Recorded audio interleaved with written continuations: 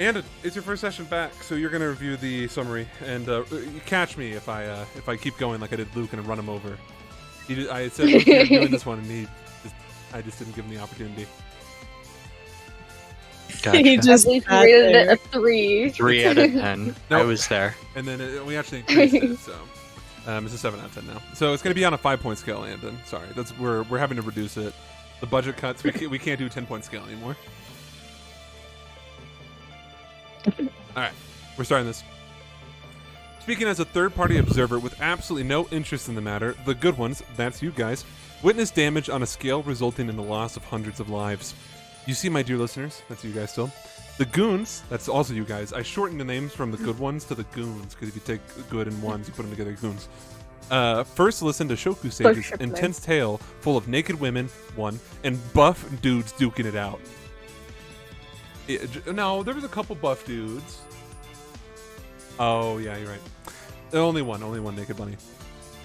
In this moment of relative peace, a new challenger approaches known as the Shimigami trapped in Shrine Sword, who flicks the party back to reality. Back in Theros, the Eye of the Storm, if described appropriately, the good ones found their ever-loyal bunny senpai getting ready to chew ass and beat bubblegum, and she was all out of bubblegum. Now, this may come as a shock, but in a surprising twist of events, the party, to my surprise, acted in good faith, and for a brief moment became heroes. Let's go. They rescued helpless individuals while staring down threat after threat. And now, while I, of course, condemn this act, I of course commend this act, me, personally, you guys were condemned, unfortunately, to watch the I Can Fix Him Sage release more of his Dragon Pulse arsenal as a result of his fight with Shoku Bunny and Daichi Ino. What does that mean? Well, the first to fall was Shoku after being bent over and spanked, then Daichi caught a powerful elbow to the gut, leaving Bunny Senpai to take care of the all-powerful Spiral Sage by herself. In an act done in an attempt to stop Bunny, Spiral released a devastating wave of energy, leveling the Shrine District of Theros. The goons, that's you guys, were saved by a combined effort of Sly and Shoku Sage. The results of the catastrophic event unfolded in front of the goon squad, that's still you guys. Buildings were gone, lives were lost, and the city grew with animosity. Your body's damaged, your mind showing wear and tear. You watch as your friends and allies showed their own tolls. Captain Oxton is now missing his left eye. Sly is missing his right arm. And Amadeus gained a really hot scar at the cost of his psyche, nearly shattering. And Bunny is spiraling. In a city full of chaos, the party, that's still you guys, took their opportunity to flee to their castle alongside Captain Oxton, Lieutenant Amadeus, Shoku Sage, Sly Gammon, Bunny Senpai, and BB Eris, to wait for Merlin of Fire and Brimstone to show up. Andon, what would you rate that?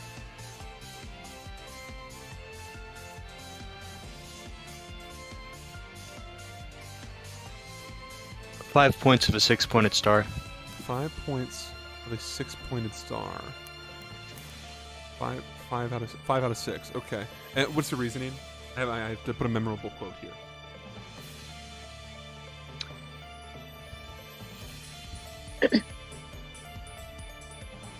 An ellipses. Got it. My brain is like in a fog, and I'm trying to escape.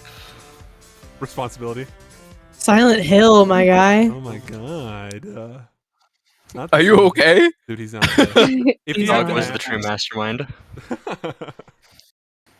Alright. Not the dog. Shut the fuck up. I'm sure there's a metaphor here somewhere. The dog in me. Bark, bark.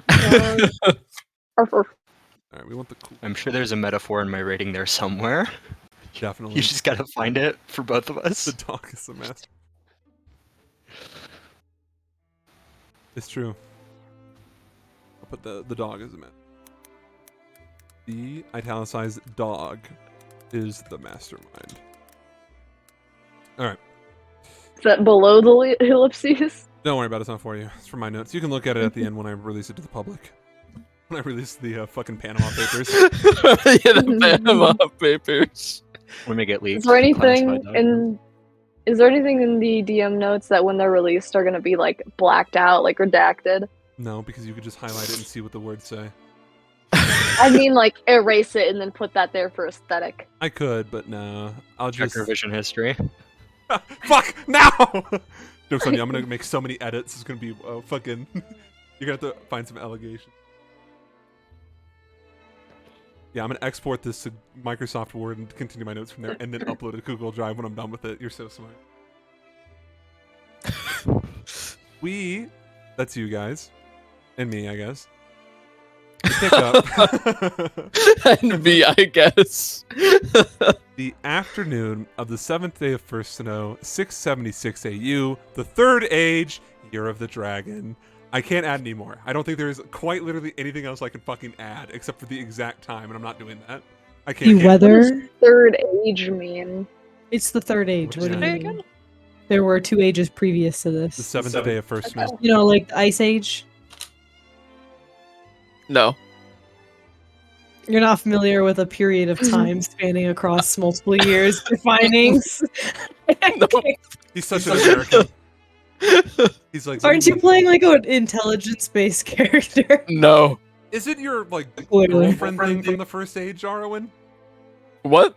That's what I thought. I can't hear you. Sorry. I don't speak How do you Spanish. spell her name?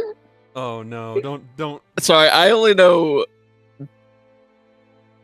before Christ and after Christ, so Eat Oh. hot chicken lie. Okay. I'll change that. Before and after the witness. It's Thank you. AD DW. for Anno Domini. That's what we already have, Luke. We have AU, which is after upright. I hate. I know. You. I hate you. Hold on. I had to think about that. Mhm.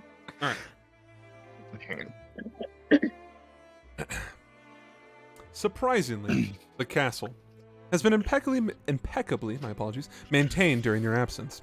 It becomes evident that the housemaster, under the authority of the Warden of the North, has diligently overseen its upkeep. The hearths are ablaze with warmth, and not a speck of dust can be found in sight. A sense of comfort and familiarity washes over all of you as you come to terms with that you are finally somewhere that truly feels like your own. We're back home.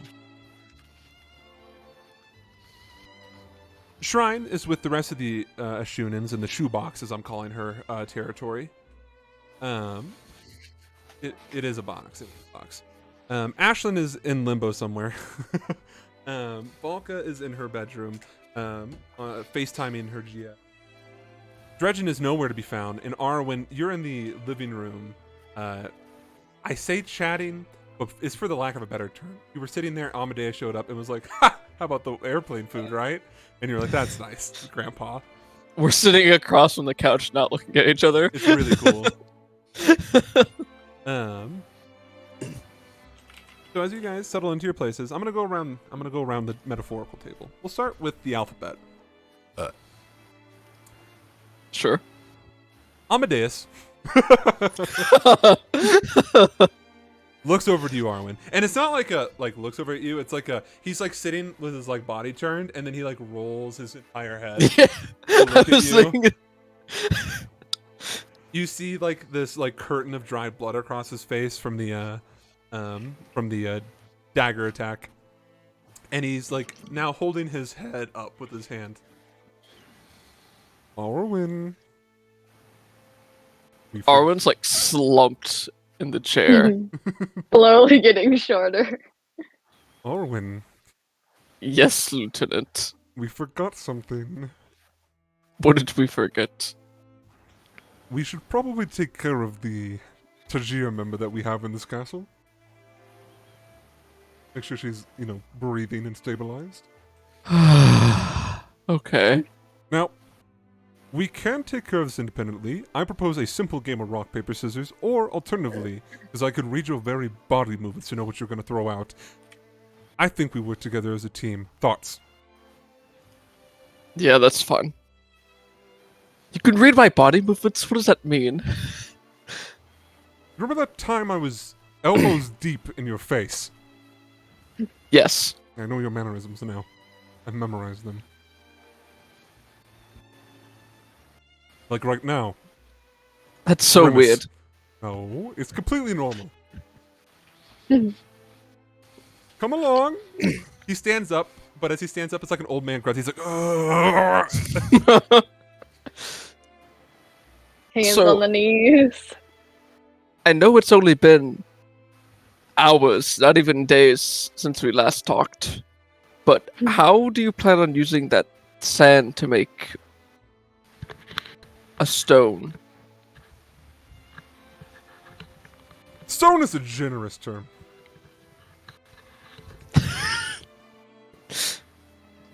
Can you tell me what happens to sand when you do science to it? With heat. It turns to glass. That's correct. So I will be glassifying the sand, Glassify. for the lack of a better term. So it's actual sand. It's not like a metaphorical sand. No, this is sand.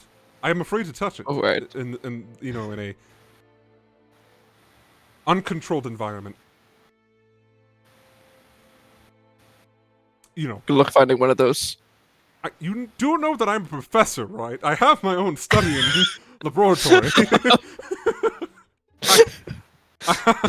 I'm here mostly as a gesture of good faith to a dead friend. This is my side gig. This is my side hustle. Some talented wizards, Teachers don't pay shit. some wizards will make potions for adventurers. Others will make magic items. Others will do experiments and write about it. Me, nope. I'm putting myself on the front lines and fighting off Ashunans amongst the threat of the world. And Silas. I forgot about Silas. Not a Shunin, notably. Very much the opposite. So once The opposite. he is the opposite. He's from far away. You literally cannot get further away. Opposite side. You don't know that. They could be, I don't know. You don't know how far the different realms are. What do you mean we don't? We have a map. Not as in like the realms, as in like the physical, like on this plane realms. I mean like the other ones. Like we don't know the physical distance. We don't know how far away hell is.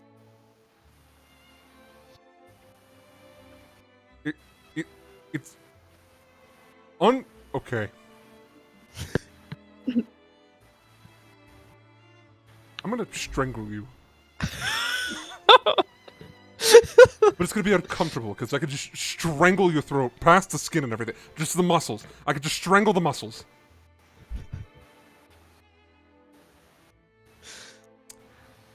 I think we should go and help BB before I think we strangle should. you. I think that's what should happen here. You should go first.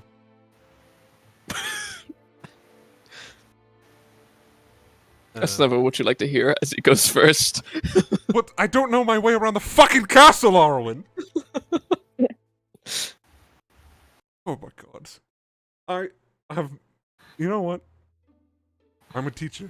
I need to be kinder. But you're not a student. You're not paying me to be here. Deep sigh. Arms crossed. Fastly walking. Strut, if you will. Arwen, what do you plan to do when this is all over? I don't know. To be honest, for the longest time, I didn't think I'd survive when this is all over. That's fair, given your line of work. But let's live in a fairy tale world, shall we? Where things are okay. At the end of this, you survive. You are free of your rots. Maybe you have the both rots. Doesn't really matter. A neutral state. You make it out of the Moonlighter safely. The world is preserved. That's a bad phrase. Let's change that back. The world is a better place. What would you want to do? Study abroad? Study abroad?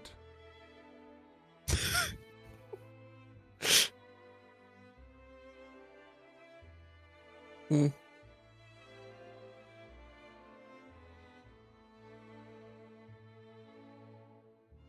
I don't know. Maybe.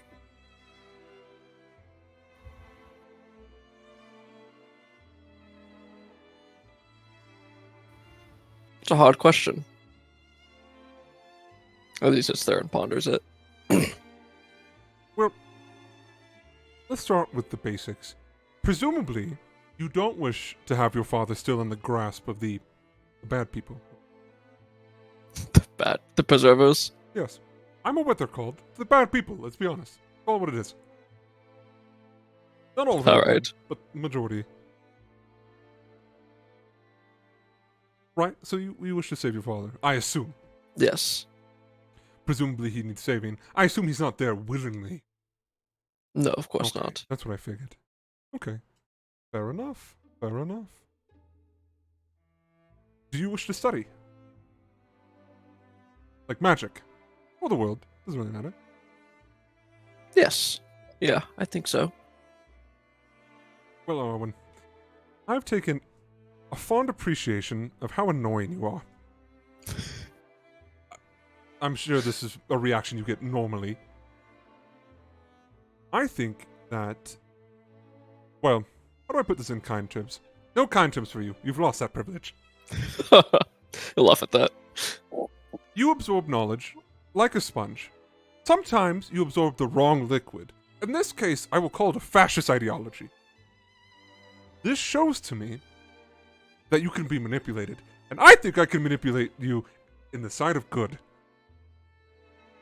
I can change him. Alright. I think, should you get out of this, and I am aware of your prison sentence. We could work something out, maybe. I suggest maybe you try to apply to get into the Lucidium Academy. He would have said conservatory. I'm just an idiot and forget how synonyms work. Thoughts? Alright, I'll do that. Good. You're gonna need a mentor. You're gonna need a wizard. Powerful. Has connections. Has money and will be willing to talk to you day in, day out. Help you with your experiments. Help you with your studies. I don't know where you're gonna find one of those. Would they happen to be really cool? Some people would say that. Others would say pretty. Although I'm unsure at this time. Well, I guess if I am still pretty, or if I wasn't pretty, you wouldn't be talking to me. It's true. It's on Elias's list. Tell me, Arwen, you're the most unbiased actor I know. Does the scar Correct. make me prettier or worse? Definitely makes you prettier. You promise? I do. I was worried. That was my biggest... When I was fighting, hanging an inch away from my life, I thought to myself, will I still be pretty after this? And I'm happy to clarify right now in this moment of safety and solitude that I am still very pretty. Your beauty is safe with me. Good. And that is why you're able to become my pupil. Now, I will be clear. I do work in a experimental field of magic, as demonstrated. So, you will be getting a proper education. Just a bit weird. But that is something we could discuss when you're alive and, not fighting for your life with your weird arm and the stranger you talk to in the middle of the night. Of course. You're weird. You know that, right? Oh, I'm very aware. Okay, good. Between us, and this pains me to say, okay, pause.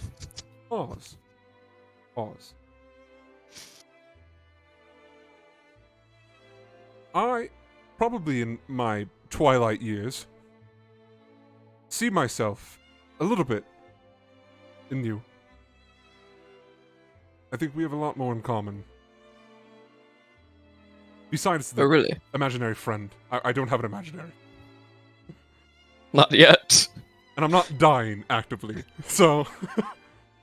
But besides those two key characteristics, everything else, yes. I can't help but notice that you don't... Well, and correct me if I'm wrong here, you don't seem to have that many friends. I don't talk to many people. Not a lot of opportunities in this field. Yes, but you're also forced to be around several other individuals on a daily basis, day in and day out, for years on end. And I'm not critiquing you, I'm just saying I was the same way. Kind of.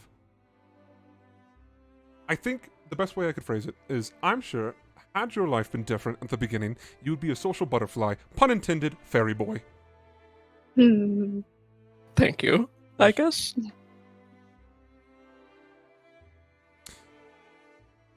Well, we could discuss that another day, though. I mostly see we have in common that our fathers are victims to the Preservers in weird ways. I know of yours. You definitely don't know of mine. Many years ago, before you were born, before you were even conceived of, and then some, I was a small boy.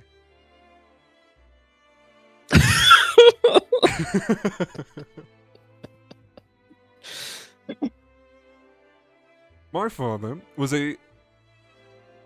for the lack of a better term, a preserver as well. He was an inquisitor. But he was a politician. You see, he was not like your average foot soldier inquisitor you have nowadays. Oh no, oh absolutely not. He was talented in the ways of, well, purifying, I suppose, but he wasn't the same. He had a different ideology about how the preserver should function. But he kind of swayed. You don't know too much about me, so to enlighten you a little bit, I'm from a small province, a colony, if you will, from Artalia called Sandbank. My father was in charge of stabilizing the region. So, he was shipped over with my mother and my older siblings. And when they got there, they settled down. You see, he was sent there by the church because the Tajir were... They have a lot of power, but unfortunately, in obscure parts of Artalia, they don't. And there are some radical extremists. My father was sent there. He was seen as a political man. And he was promised, should he stabilize the region, then he would become governor of Sandbank. A prestigious title, enough to retire on. He'd be proud, he would do the Kingsley family well. And so he took it. Whether or not it was forced on him is completely up for debate. But that's not what we're here to discuss today. When we got there, that's where I was born. About a year or two into this stay there. I won't go into the nitty-gritty, but my father was able to stabilize the region for the most part. He was able to ease tensions, and he did way better than any other person sent over there, any other politician. Because he treated, if you can believe such a thing, the people there like people. All took. He was able to clear out monsters like they wanted. He was able to bring them a better way of life. And I'm not trying to code it in the way of like the modern way of life of Winterbank, but actually gave them resources and taught them techniques to better improve themselves. Why am I bringing this up? Great question. When you grow up in an area that was colonized by Winterbank, you unfortunately are subjected to the Winterbank ideologies. Although far away, there were still some things that they put us through. I assume that from a young age, you probably went through the teachings of the Preservers. No, you went to a special academy? That'd be correct. In colonies, they want to bring the locals in to teach. I went to a special academy where they taught us elegance, other shit like that. And it was all ages. So, it was strange, as I grew up as a kid, seeing how the inside of the city walls were Winterbank, and on the outside, Artalion. And it's not like Port Mercy, where we took over a city. We built our own in the area, and over time were able to build up. It was truly a sight to see. Artalia and Winterbank crashing together. At this academy, I met some friends.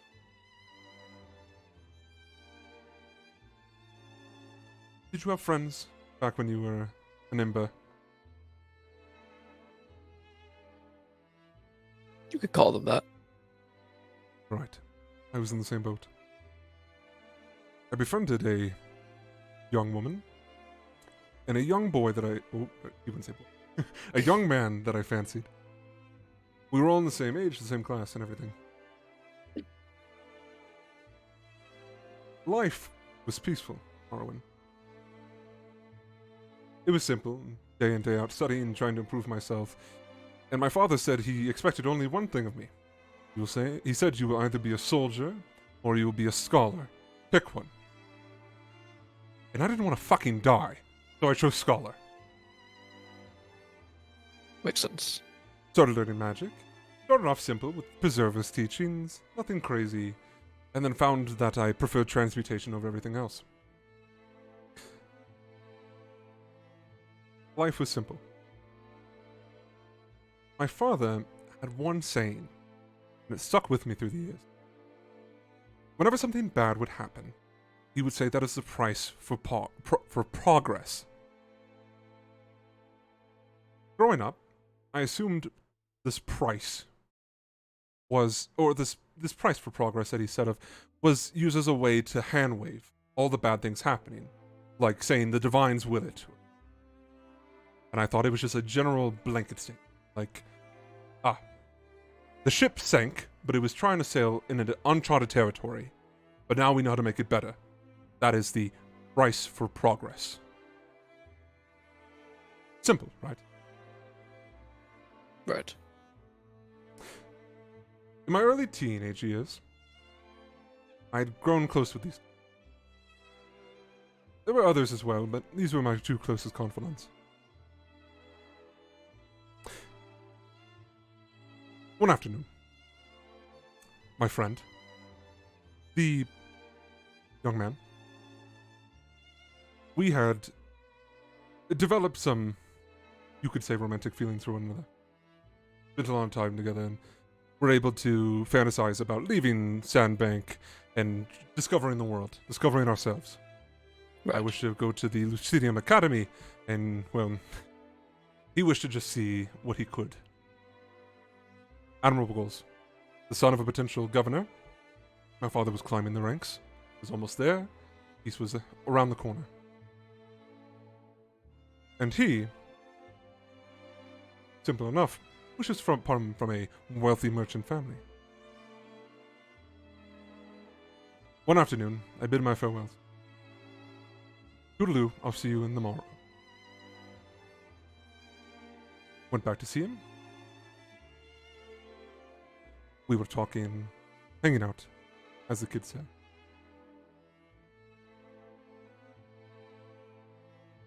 That afternoon, to no one's real knowledge, except for the included few, an attack was to be prepared against Sandbank from some of the extremists who didn't quite get along. And their target was the potential governor's son.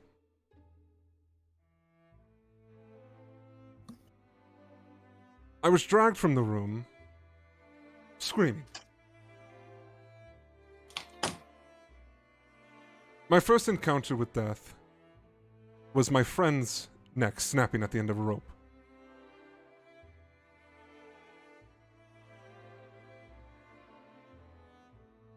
My father came in time, before it was my turn. My second encounter with death was the extremists set ablaze.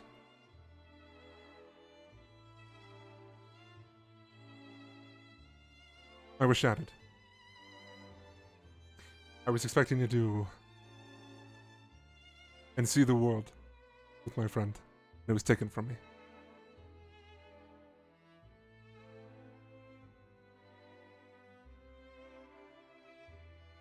My father told me, trying to counsel me, that it was the price for progress.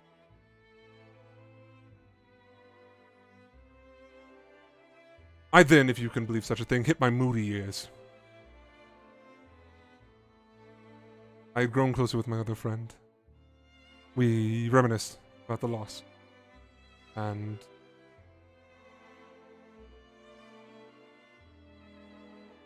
things were shit, but getting better. The region was stabilizing. More so, now that a lot of the extremists were dead or bowing. Peace, what we achieved, and I agreed at the end with my father that it was the price of progress.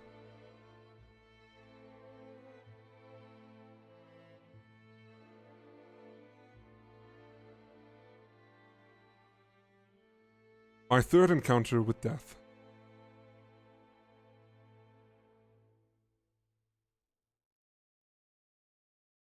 I hadn't seen my friend, my sole remaining friend, many nights. Many nights.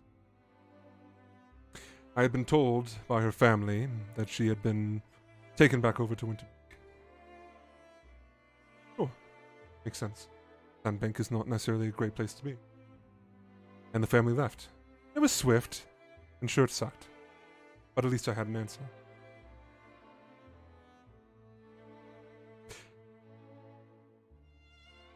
My father told me one night. He said, Amadeus, I want you to patrol the streets with some of the preservers. I want you to get a feeling of what the nightlife is like and how to defend yourself. My father was very adamant. He was like, if you're going to be a scholar, you need to know how to defend yourself in hand-to-hand combat. The blade. Keep it simple, but enough to protect yourself. He didn't want a dead wizard's son. Bad. At this point, he was governor, and who am I to tell the governor no? I would be in the safest hands imaginable. Preservers. I was walking with them. Sandbank is a pretty city, but unfortunately, like many other cities, there is a darker part to it. There's some overlap between the darker parts and the more impoverished parts. In this case, a lot of the locals had moved into Sandbank and moved into this poorer part. And unbeknownst to me, my father told these preserver guards to take me there to show me what life is truly like. He believed I lived too much of a sheltered life. I know, can you believe such? While I was there, we will call him the Golden Fiend. He ran this darker part, a crime lord, typical of a city. When there's population and people to exploit, there will always be a crime lord. He believed in organizing pit fights. Simple. Sure. I'm sure they were rigged, people could bet money, he would win a lot, and people stayed happy, and there was entertainment. On certain nights, though, however, it wouldn't be man on man. It would be man on beast. In those fights, the man rarely won. It is what it is. So these two guards said, hey, we have to take you down here. I'm going to show you the darker parts of the city, and you're going to learn. Very well. I braced myself. I, as I just told you, am not inexperienced with death. We make it to the pits of the Golden Fiend. Arwen, when I tell you that man can act the same way as an animal when it's backed up into a corner, it is entirely frightening. I watch a goblin rip out the jugular of an orc. 3 times their size. Intimidating stuff. It rattled me, I'll be honest. I was a rich kid. Turned away, but I had to learn, so the preservers made sure I learned. Over watching several of the fights, I began to grow numb. It is what it is. And then, the Golden Fiend announced that there would be a unique display. You see, the locals weren't such big fans. Still, there was still animosity with the Winterbank present. And he said that he had a special treat for us. He said that he paid a pretty penny for it, but that he had a surprise.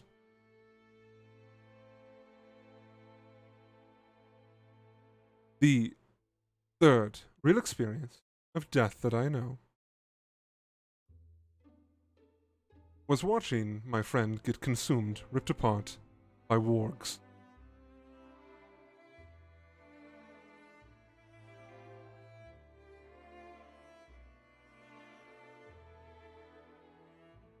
Her screams still haunt me. The guards, realizing the situation, took me back home.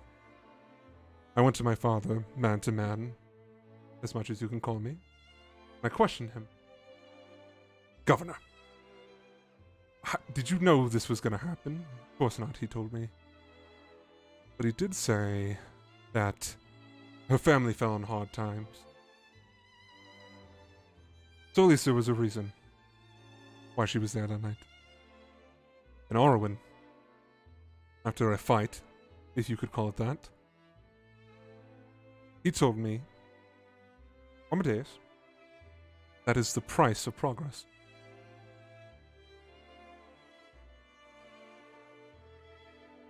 I continued on my studies, became bitter of the world. By the time that I graduated the academy, I applied to the conservatory, and I managed to become a wizard's apprentice.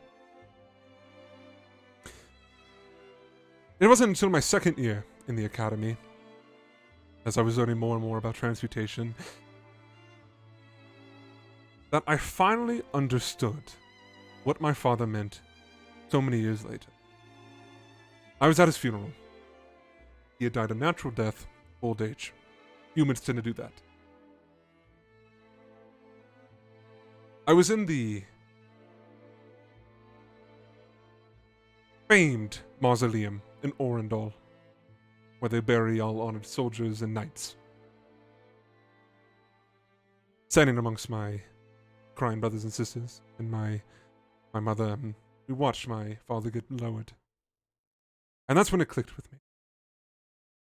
I turned to my younger siblings and I said to them, this is the price of progress.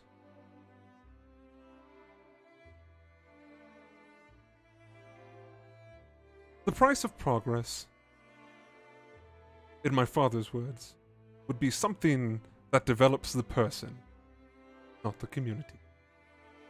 So every time he said that to me, he was saying this would make you a better individual, or this will make you a stronger individual, a resilient individual. Synonyms.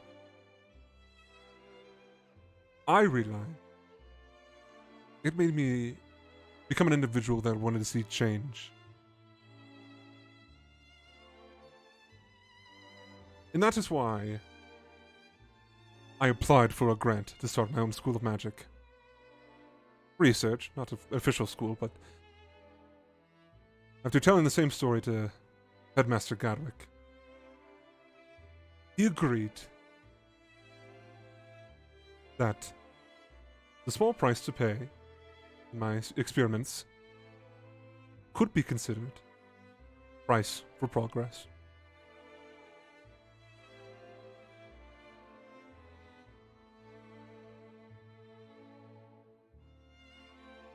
As he finishes his story, the guy weighing on you, or as it, is beginning to weigh on you, you realize that you've been standing in front of the door that you've been leading to him for like a solid minute or two now. As he looks at you, his eye contact never wavered once you guys stopped and talking at you. Right.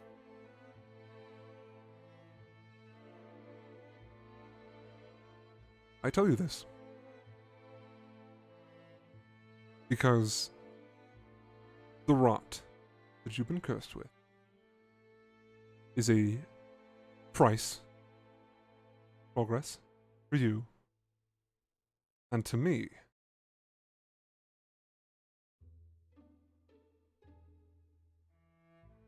I think it will help me with my studies. So I hope you do consider working with me in the end. Now and afterward.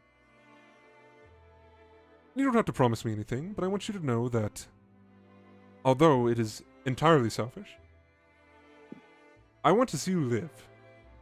That way I can write about you, and so that others don't have to worry about the same fate that you are staring down.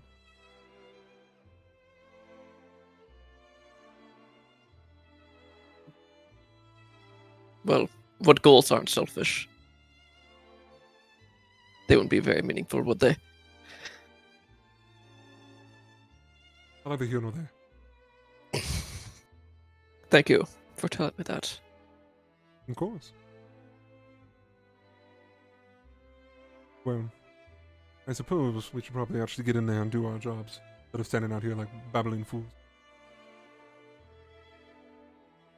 Right. And he'll open the door.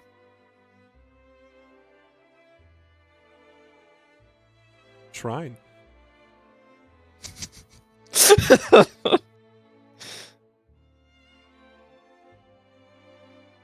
Bunny, understandably, is distraught as you guys get into the onsen. Sly, understandably, is annoyed and looks busy. Like his brain is running a mile a minute, and he struggles to get his clothes off. Not struggling super hard, but like, he is missing his arm. He's not used to that yet. Choku just looks happy to be present. He's just enjoying his time and like helping Bunny out and like looking at you like a fuck.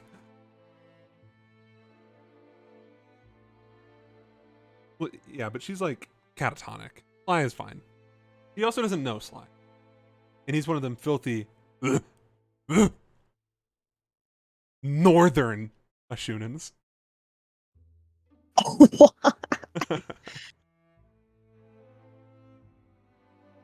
Yeah, Sly is pretty Korean coded.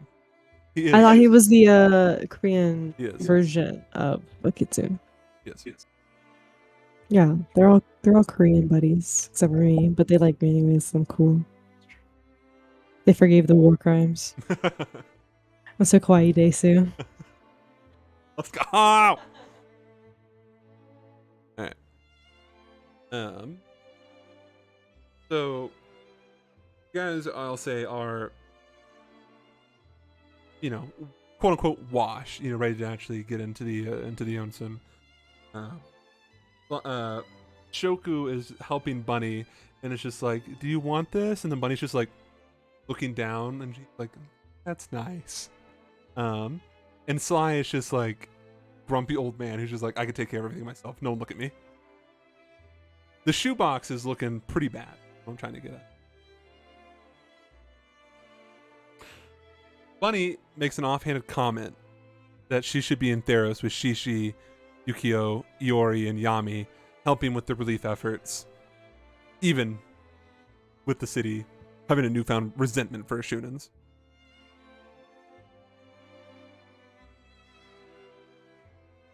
I hand her some fucking floating sake thing. It just like bounces off her. She's just like looking into the water. She does not look good.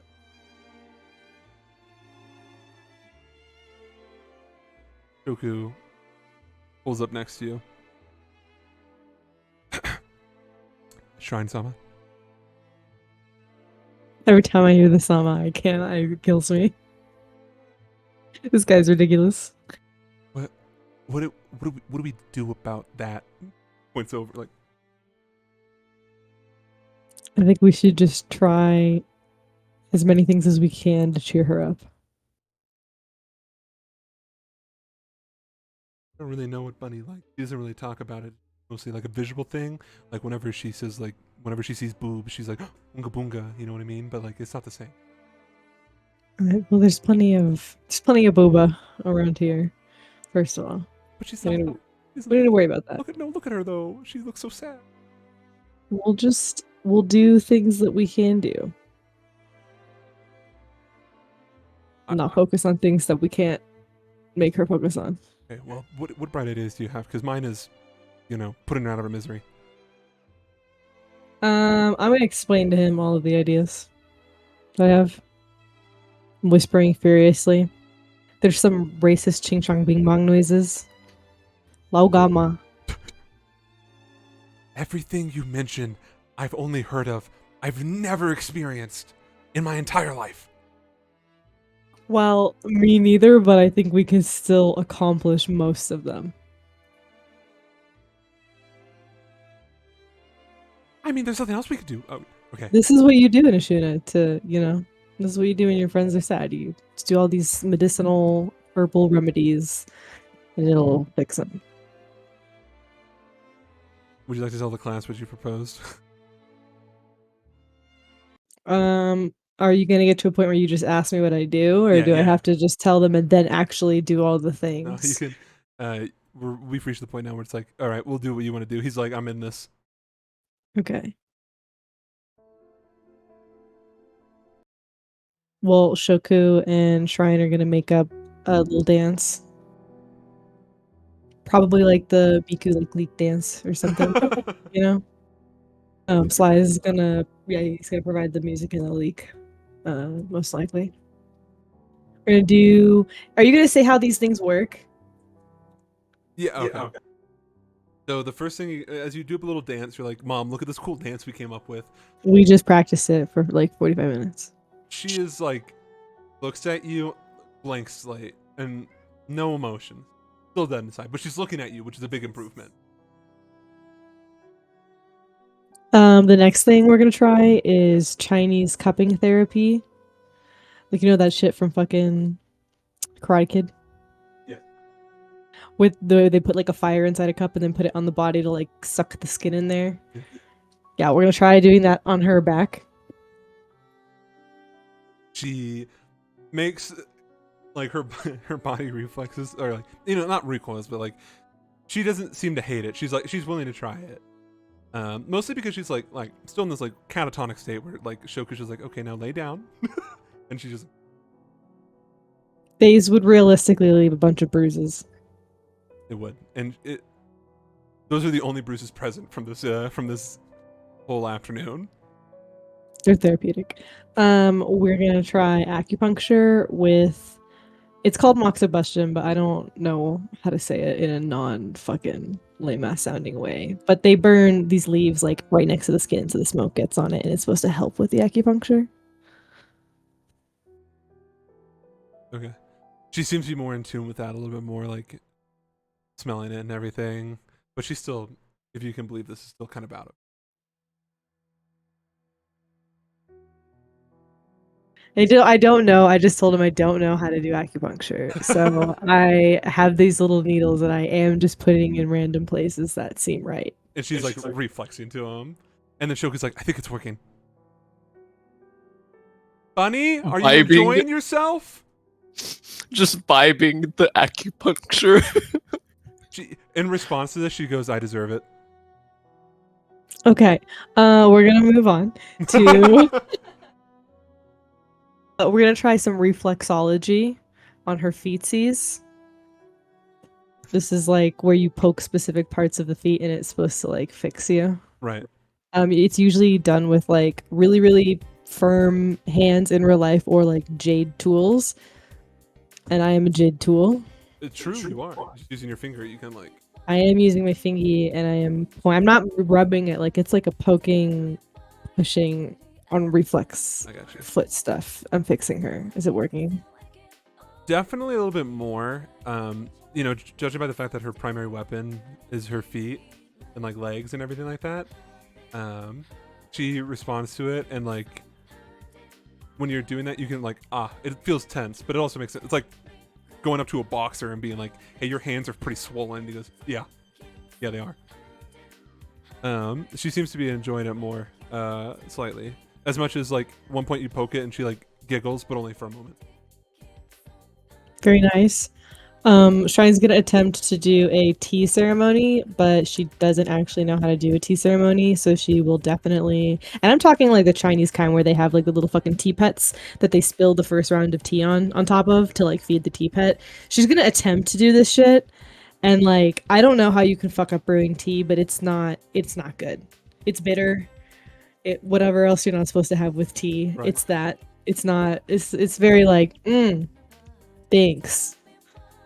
She like as she takes a sip out of it, and you're like, okay, like the whole ceremony and everything. You and Shoku the entire time are matching. I assume at each other's energy, like this will work, this will work. And she like He's assisting. takes a sip of it and then sets it down and goes, tastes just like mom's. Sense is an insult in there somewhere. Ignoring you. Okay. And then lastly, this one requires participation. I'm gonna make Bunny participate in the Maiden's Sake ceremony from your name, where you Okay. have to chew rice and spit it into a little box, and then I'm gonna explain to her that this will like ferment for a while, and it'll turn into sake with our spit. She has the most amount of fun with this because she gets to spit. She's not like by the end of it, you know, like with like Shoku like holding up the box and everything, and you know the whole thing, the whole shebang. She seems to like the goofiness is like kind of settling in, and she's enjoying her time, and she's still like she's at the same level of Bunny, but like she's like laughing and smiling. Well, the last thing I got is Shibari, except I don't actually know how to do it, so it will just be me legitimately tying someone upside down.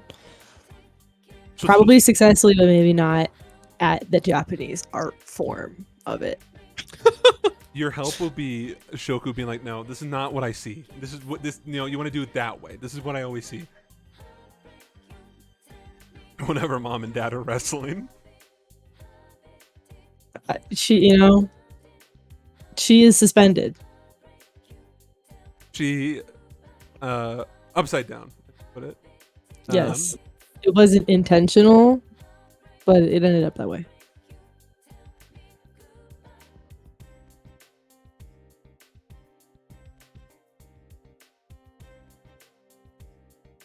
I appreciate everything you're doing here. I really do. I think I just need some time, you know? I'm gonna leave her in the sheepery. Sly is looking at this, you know, one arm and everything. Like, by the way, I guess at this point you can see the damage. His arm is, it's not like a shoulder. It's like it's all the way up to his shoulder, so there's nothing. And you can see like the scar across his chest and like his ear, and you can see like where the infernal like fortitude is healing, but still no arm. And he just kind of looks at it and then looks at Bunny and goes, "I guess it can always be worse." I mean, if he needed cheering up, all he had to do is say so. Shrine. While she's like looking at Bunny as he's addressing you, while she is occupied, distracted, suspended, I think you should probably hear a story. You're also gonna.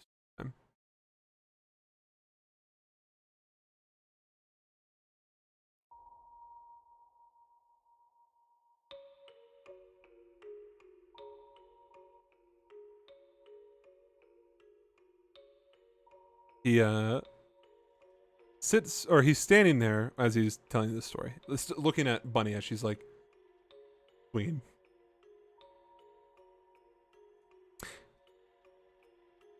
Hundreds of years ago, what is now referred to as the First Age,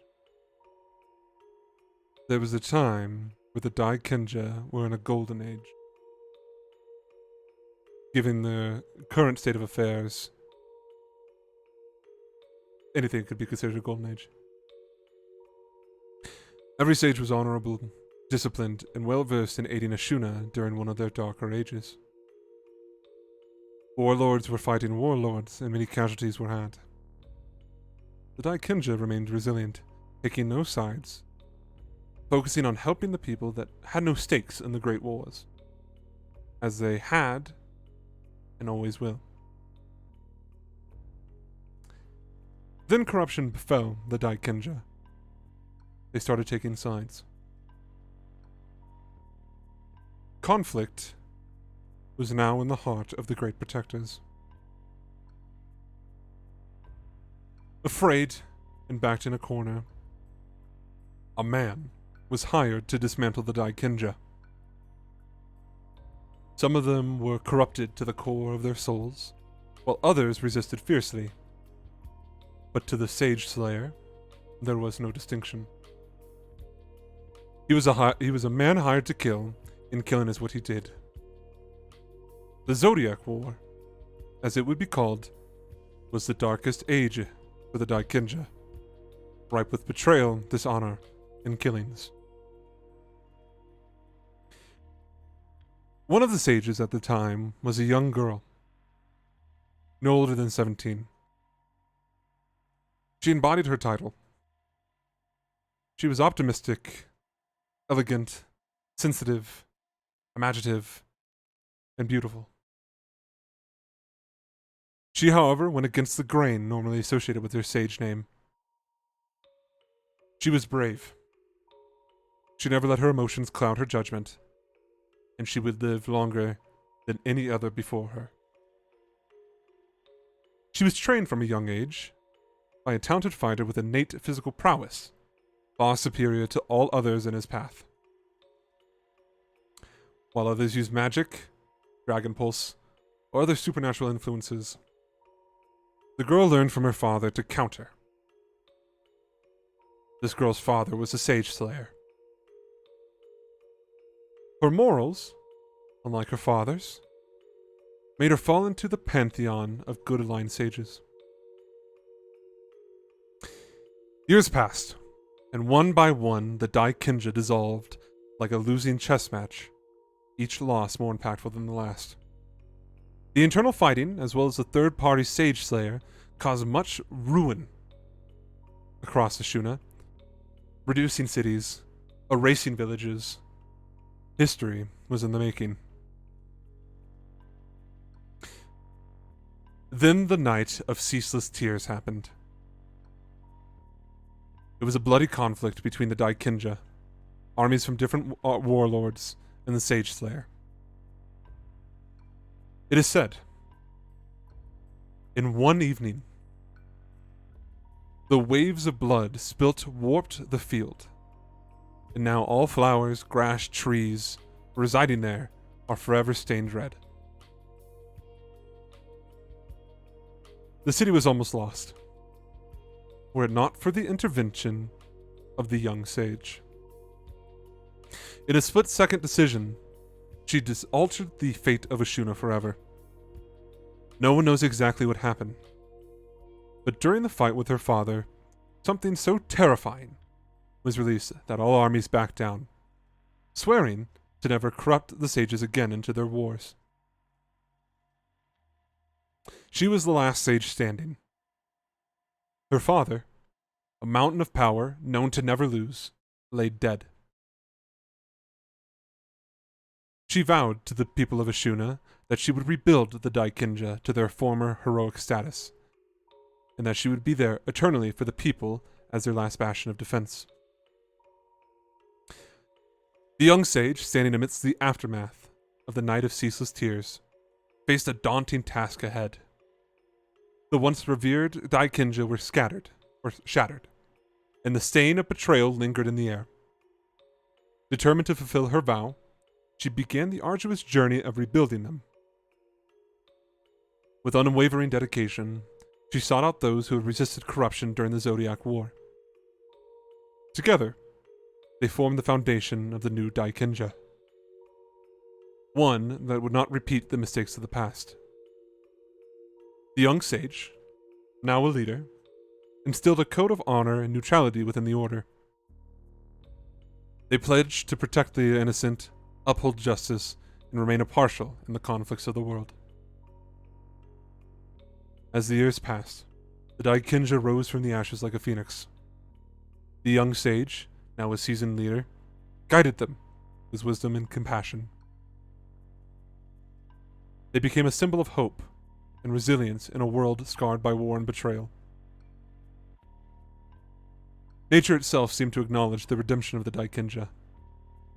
The people of Ashuna looked upon their protectors with gratitude, knowing that the darkness of the past had given way to a brighter future. The young sage, having fulfilled her promise, became a revered figure in the history of Ashuna. She stood as a testament to the power of resilience, redemption, and the unwavering commitment to justice. The Daikinja, under her guidance, continued to safeguard the realm, ensuring that the mistakes of the First Age were never to be repeated. And so, the story of Ashuna entered a new era. An era of peace, unity, and the enduring legacy of a young sage who turned the tides of fate.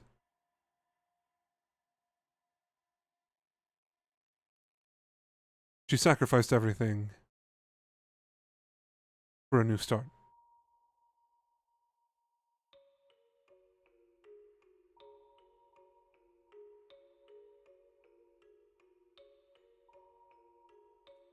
Buddy who was swinging around is just kind of is still. You got one detail wrong. I was 15.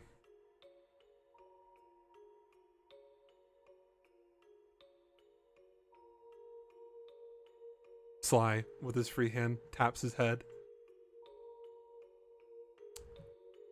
My aging mind forgets.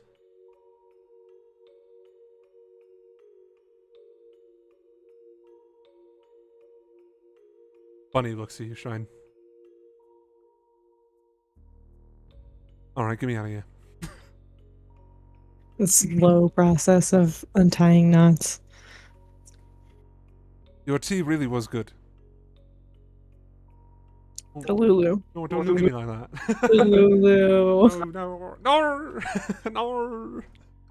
It was really good, Shrine. It was really, really good. I drank it all. It's like in Spike's Family when the younger brother is Yeah. just like, everything goes. "Bleh." No. Love yourself more, please. I do. As you untie her, she looks to Sly.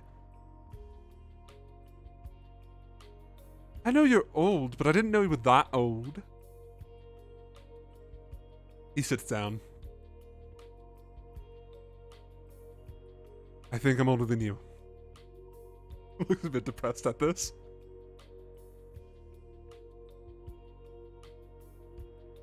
He looks at you, Shrine. Listen, he said it.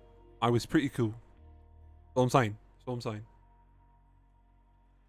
So, you know, if you ever want to be with someone really cool who gave the sages a great opportunity, me. Smiles. We're here right now. He smiles, her silver teeth reflecting the fucking light in here.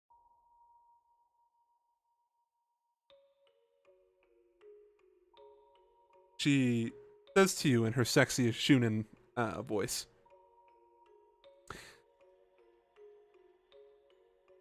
"Thank you for all your help."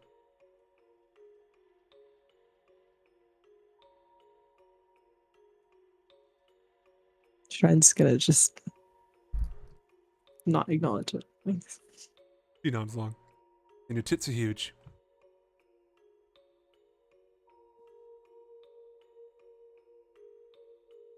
Joker's nodding along.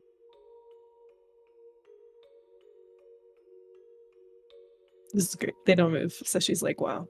People still Wow. look at these. This Wow. is crazy. Bunny's always looking respectfully. Not even respectfully. She's like the type of person to pull out her camera with the flash and sound on. No. Under the bathroom. Yeah. Boy. The fucking flip it up.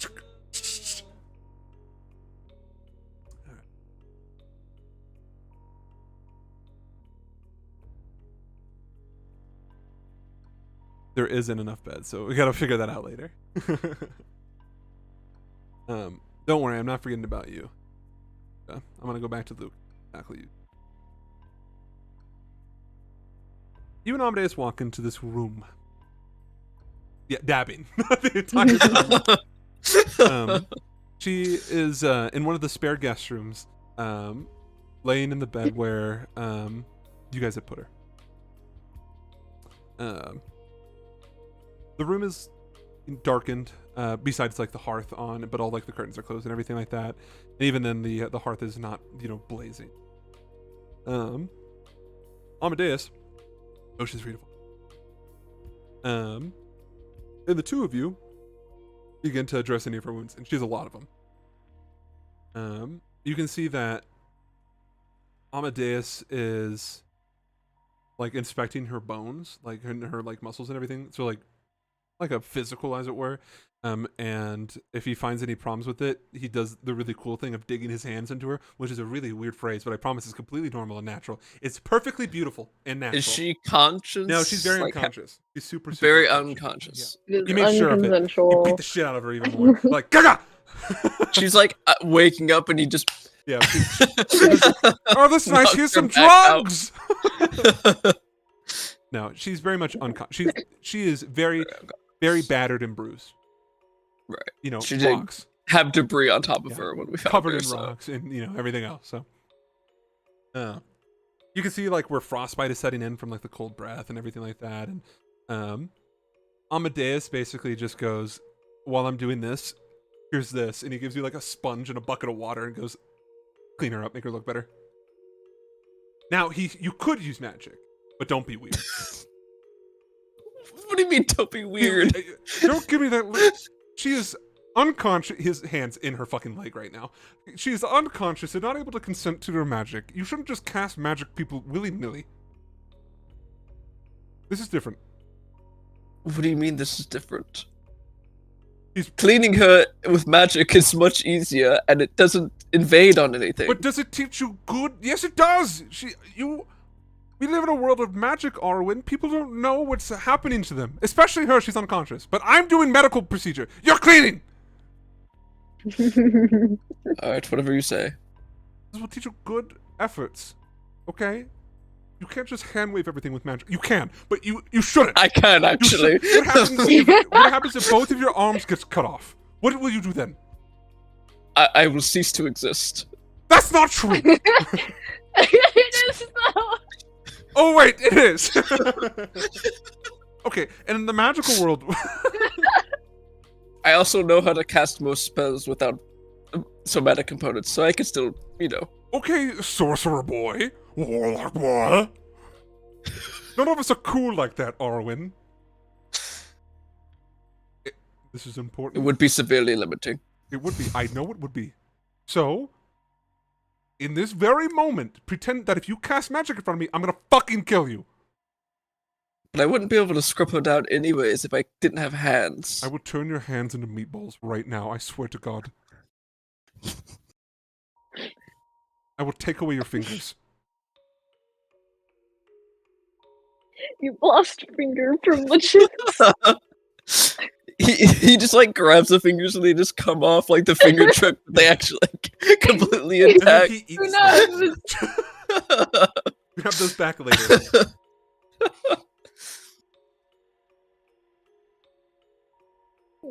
In all honesty, He I would clean think- her the normal way. There you go. Look at that. Ugh. Look, you're learning values, and now you know how to clean. So that way, when eventually you get betrothed to a nice, noble person, you could do your house maintenance activities. Look at that. You're having fun. After this, we're gonna go read. Can be housewife.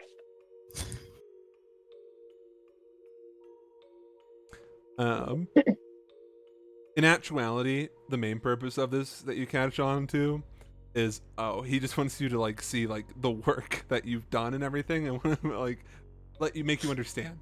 He's making you do a close examination. What he's trying to get at. Well, only a couple dozen broken bones. We could fix that. That's easy to fix. You know what they say. What? Broken bones teach better lessons Then sermons? Are you gonna say sermons? than I'm sermons. gonna strangle you. I mean, you're right though. That's a really cool saying. Where'd you learn that from?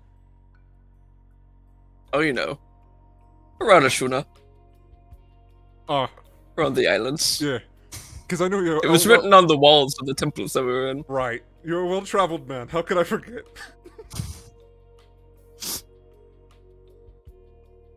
Well, What, have you never been to a temple of Uplola?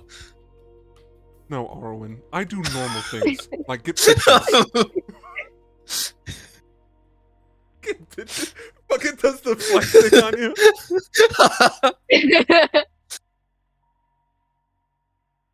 Well, for what it's worth, he like looks down at her, he's crossing his arms. You know, we do have a political prisoner, if you think about it. She could be considered that. A hostage, if you will. Should we move her to the dungeon? I mean, He says jokingly. I'm not personally into that, but if that's something that you do in your spare time, and you know, it's up to you. No.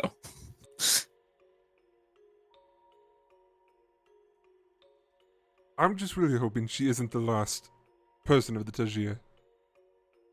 Or else the country. I think she is. No, Arwen, if you say that right now, Arwen, you do not understand how fucked it's gonna be. You remember my cute little story about one area of Artalia being I do. I being do. destabilized? Imagine if it was the entire fucking realm. That would be bad, huh? Bad is an understatement. Well, who do we know? I know the head of the family died. I watched them die. That's good, Arwen. That's good. Thank you. That's nice. I don't know about the rest. Well, Uh-huh. I think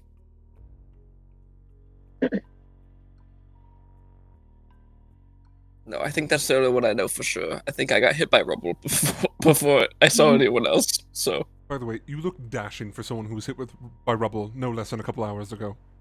thank you. I thought you should know that. Well, she is in about as good non-critical condition as we can get her into. With that being said, we should take watch. Because I'm your superior, you're first. All right. Also, because if she wakes up and goes, ah! He screams like that in the middle of the room. If she does, if she wakes up and does that, I don't want to be around for when she does something dragony. And you are part dragony. No, it's a good thing. It means that you're probably more resilient to her dragony things. He sighs. If she rips your arm off, I can put it back. Like a little dolly. Oh boy. Mm-hmm. I can't wait. Don't worry, you'll be fine. Maybe you could ask your invisible friend to help you. Is he in the room with us right now? Arwen looks around jokingly. No. Ah, well. Fuck it. Are you okay? Joking aside, I will be serious for once. I will be a serious Amadeus and not a sassy one. Are you okay if I leave you alone here? I need to speak to Captain Oxton. No, we'll be fine. Okay. I have a... He's like, as he's walking out of the room. Arwen, I have something very important to speak with you about, really fast. Yes. Do you think with this new scar I can go by Amasleus? I don't think so. Damn it. It's a young man's game, isn't it? It is. I understand. Alright. Have fun with the dragon woman! Closes the door. There's like chairs in here for you to sit. Amanitas. Arwen will get his familiar to get like, just like cold water in case she wakes up and okay. needs like water or something. Yeah, That's good. You can have like your little book or things like that. It's nothing Yeah. crazy. He's just gonna sit there and read. Just don't be like Shinji in the hospital room. Arwen. Right. Just, Not a high bar. just don't do that, and you'll be okay. Okay.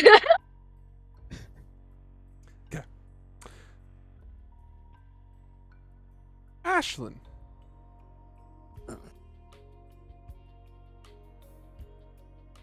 We discussed where you were.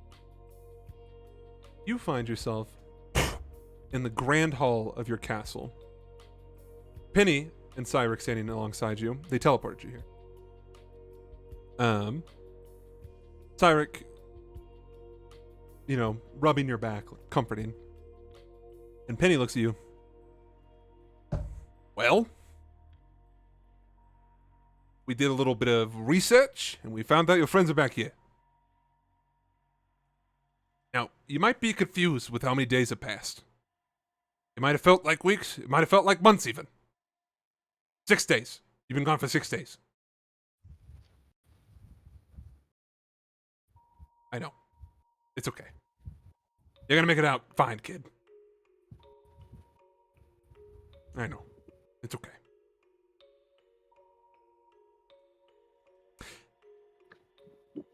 Now, Ashton, my boy, I need to keep up a favorable reputation. Yeah. I'm gonna give you something. The next time you see the green woman, shrine, whatever she calls herself nowadays, I need you to give her this. He hands you a wrapped package. It's pretty shittily wrapped. There you go. Oh, okay. There you go. It's not very heavy. You give that to her, okay? I would do it, but I need to be mysterious. My PR team says it makes me look better. Well, any questions? You doing good? You're a bit sweaty, but you smell like a man.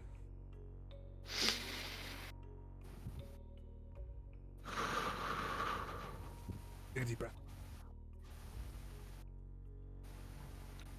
Are all the others going to have to go through that? It's probably a good idea. You were the first one. So, maybe, actually. I think that might be better for the... What do you think, Cyric? I think I agree. Oh, there we go. You want a cup of hot chocolate for the road?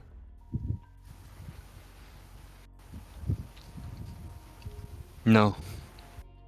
My mouth's burning as it is. Poor fuckers, though. Alright, I'll get going. Thank you. Have a great time at school, son. Play nice with the other kids. We'll pick you up later. I don't think you understand that nothing you say surprises me anymore. After what I saw. That is the effect we have on people. You're a grown man now. Enjoy the college years. Fuck a bunch of bitches.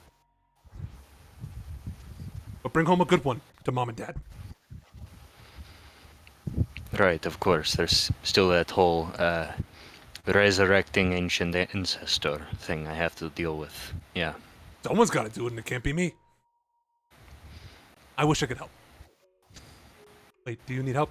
Can I find a kid off the street, maybe make a deal with someone who's homeless? They could be the firstborn. I give them, like, a thread that they can turn into gold and everything, or is that too much? I think you should leave. Yeah, I think I should. I think you should leave before this gets more awkward. I don't think it's awkward at all. Cyric, is this Cyric? God, deception. Can't deceive me. I know when I've lost. All right, Ashton. Have fun. Give her that package. We'll see you around. Probably way sooner than we want to. Oh, boy. All right, bye, fucker. Ashwin does a jaunty little toss the package in the air and, like, fuck, catches it. Oh, they grow up so All right. fast. I'll tell Volka her contract is still there, and I'm going to need her later. Okay. I was needing to talk to both of them anyway. Let's go. I'm helping. Look at that. Oh, Penny. Penny 2. All right. I'm making him extra... You're only saying that because he's Jewish. And he's definitely a Zionist. No. They make non-gross Jews. No, not true. Alana is not that bad. Okay. She's bearable. You're making him like, I don't know, the Rat King of New York. Why? Hey! He's so gross. Salah. Habibi. Baby, I'm Salah. Oy vey.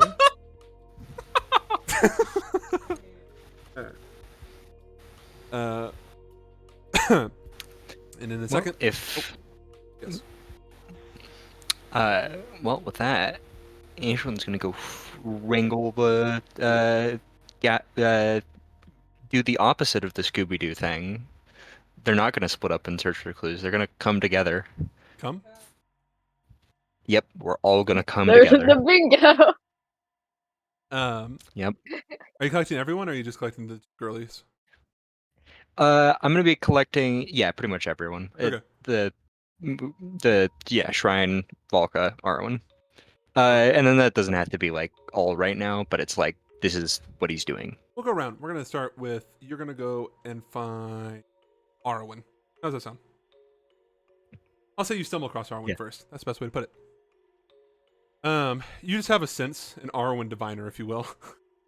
As you're walking the hallways, and you're like, okay, I'm gonna get the people together. Where's the nearest strange woman? Yeah. He's listening for the sound of boobs fucking flapping around, and he's like, that's where they are.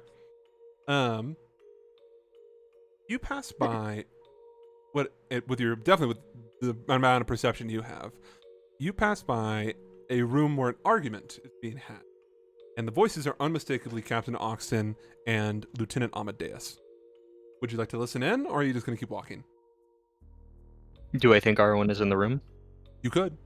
There's 2 people there. There might be more. Knock on the door. The shouting stops.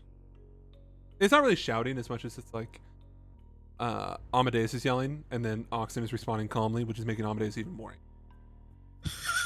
Like that. The door opens and you see Amadeus standing there. Oxen behind him. Oh my god, where the fuck did you come from? I'm sorry, Ashlyn. Welcome back. No, seriously, where'd you come from? Ashlyn is Dioflar, reporting for duty. Oh, that's I've nice. just been training in the mountains, in the waterfall, in Ravendal, with Penny and Cyrek for 6 days. Oh my god. You okay? Yes, You like I'm drugs? doing a lot better now. Like some- You're offering? Yes, would you like some stimmies? Later, I need to say some things to some people first. Oh. But I'll be taking those before I go to bed. Okay, I can help you out with that. That's why I am a medical professional. I will prescribe you the appropriate amount. I think. Now, who are you trying to find? Arwen, Shrine, and Volca. Well, I can help you with that. By the way, I know you watched the bond. Just to make sure. Amadeus has a scar that's like across his entire face, across his nose now. He looks clean, so it's just a scar now. Oxen standing behind him, like in the background, is missing his left eye. And he's got this gnarly looking bandage across it right now. Fantastic news. I can help you find Arwen, and then we will go from there. Is there anything else, Captain, or can myself and what's your rank? He looks to you, Ashlyn. Fuck, what was it, like armsman? I think so. Yeah, armsman. Yeah. Could me and the oh yeah, could me and the armsman be executed? Nope. Excused. Oxen waves him off. Goodbye, and closes the door. When the door closes, he looks at you and like turns like creepily, like, smiling. How much of that did you hear, my boy? You can tell me. We're friends. Not a word. I heard shouting, but I had preoccupied. Right, with the dark thoughts of being with Cyrek. I was gonna ask who this Penny individual is, but I don't think I want to know. Do I want to know? You seem to accept that I was speaking with Cyrek very easily. Well, I mean, Elias told me that you guys met him. And at this point, I don't know if you can believe this, Ashton. Nothing can fucking phase me anymore. Because if that can happen, who knows? Who knows? Maybe the Giants aren't actually dead. Well, So anyway, can we we're go find gonna. them? Well, It's not for him. Just moving right past that, can we go find them? Of course. Because I really don't want to linger on that topic of conversation. No, absolutely understand. Tight lips. You know what they say, loose lips sink ships. He's walking. After awkwardly standing there. Like, Yeah, I he's doing like remember this. that one. He's doing the same, like the swaying where he's clapping his hands in front of him and then they're swinging them back. And he's like, all right, well, let's move on now. Be warned, Arwen might be in grave danger. There might be a woman shoving her tits in his face as we speak. We should hurry. Not Dasha? Not Dasha. Don't know why I had to ask. Yeah, it's anyone but Dasha. I don't know who Dasha is. She's at the funeral, right?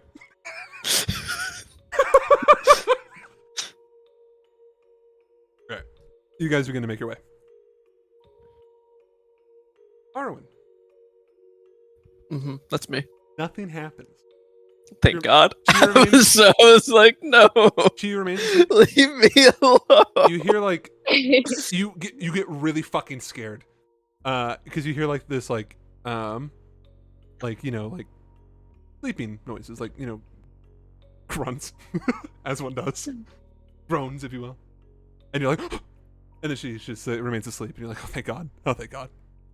The door opens up, and you see standing there intensely Amadeus and Ashlyn.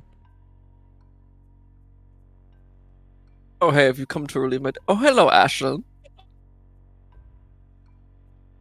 Hello, Arwen. Who's she? Oh, you know. Just a political You figure. don't have to explain it to me. I can sort of tell where this is coming from and going. Good luck. What do you mean by that? You know what? I don't care. I'm gonna leave. Amadeus, this is your job now. Oh no, it's not. I mean, if you need a Oh. healer later. Oh. We didn't think about that. Think about it. An actual healer. Like a... You know. What the fuck am I? Well, you know. Did you fix all Oh, I her was- broken bones? Oh, is she not well? I was talking about what Dasha is going to do to you. She's unconscious in a bed! Your butthole unlocked. She could be sleeping. It's not so different. Amadeus, who is going to watch over her? Why are you here, if you're not going to watch over her? I was told to come. Okay, why are you giving me orders? I know your place, boy. I came here out of the kindness of my heart. I found Ashlyn roaming the halls, and definitely not. He didn't find me. That's definitely not what happened. And Okay, I believe you. he said, he was like, Amadeus, my beloved, I need you to help me find my friends. And I said, of course, Ashlyn, my friend, I will help you do such an act. And now we're here. And to answer Yeah. your question, Friend zoned even in his own delusions. I don't have delusions. And if they are grandeur.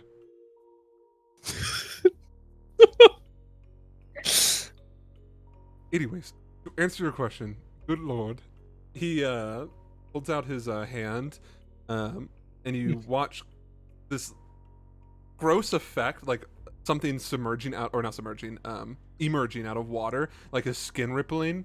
You see this tiny bird. Can you get not gross magic? No. This is my thing. This is what I do. It's intimidating. See, now you won't fuck with me. You know what? That's a good idea. Because if you fuck with me, you lose penis privilege. Mine. The bird flies over to the chair and sits there. You're not the only one with familiars, buddy. I Pal. would hope not. That'll make me a shit mage. Alright, come along. It's a hummingbird, by the way. Do you join the two? Sure, yeah. Well- Arwen will talk to him. Amadeus, you know the familiars are actually mine. Huh? Well, it's not actually mine. Okay. Did you steal it and put it in a burlap sack or something? Like Didn't put it in my pocket. what do you mean by that? You know the I guess they go by Old God now. Kronork. Yes. I just made a deal for it. No more things. Orwin, That's me. I don't think your parents had a conversation with you. Very similar About to not wanting to stick your dick in anything that moves. You shouldn't make a pact with any being that you think is deemed of a higher power. why not? Did they have big boobs? No, I didn't see them actually. But you sensed big boobs, didn't you? I don't even know if they have a gender. But if they You don't need did, a gender to have boobs. I kind of respect that. When you come and study underneath me, though, we will be teaching you magic, so that way you know what. We'll save it for the education. They seem pretty cool. The being you made a pact with. Yeah. That's nice, sweetie. That's really nice. Wait until Amadeus finds out you're gonna get another pact. All right. Well, the bird's in here. You should leave your familiar in here too, mostly because it's freaking me out now. Also, in case she, blows up the room. Now we have two eyes instead of just mine. All right. He will open his coat and then pull the owl out of it like a fake magician wag with a out of the bunny. hole. Yeah. Oh shit! That's fucking cool. And then he will just let it. It'll just like perch somewhere. I got you. Perfect. All right. Now, Ashlyn, you have two choices from here. You can either meet with Shrine or Volka. I will let you pick.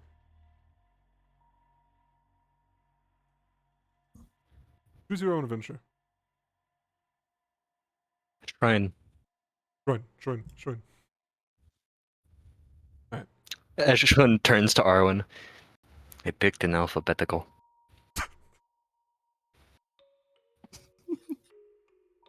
That's why I found you first. What? I'm not your favorite. Damn it! Amadeus is rubbing off on me. Arabian Night!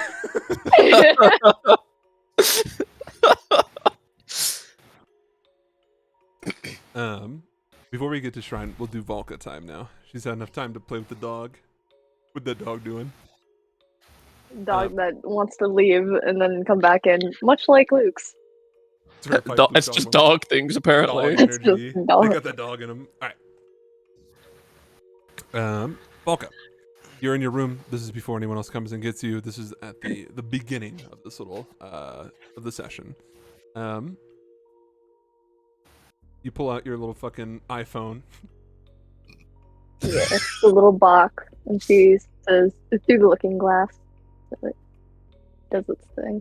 It takes some time, but eventually you do get a response. Don't worry, it's not like the other previous times where I fucked with you and pretend like you were getting cucked.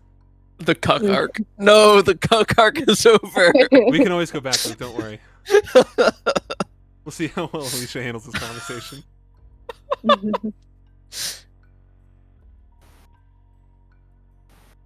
Hello? She looks at you surprised. I forget. Did you clean up before getting on here, or are you coming with? Like, Yeah, okay. Velka Looking would like have shit. bathed. Yeah. Looking like she's at ground zero for 9/11. Dusty. No, she would have bathed in her room. I think we concluded that they have bathrooms attached to the rooms or something. So. The Shrine has the best Yeah. bathroom. That needs to be that is established right here, right now. Shrine has the best bathroom. She has She's the the master biggest, the bedroom. coolest. with She the does have the ensuite. master bedroom. Perfect. I'm glad we're all. in Dredgen agreement. had the basement. He did. He had the shack That's the outside. dungeon, bro. Literally the dungeon. we offered him the guest room, and he's like, no. I sleep on the ground. I sleep in the dungeon. Okay, so yeah, you said okay. 1 second, let me burp. There we go. Hello, and like a like, can you hear me? Kind of hello. Hello, I can hear you. Good. Uh,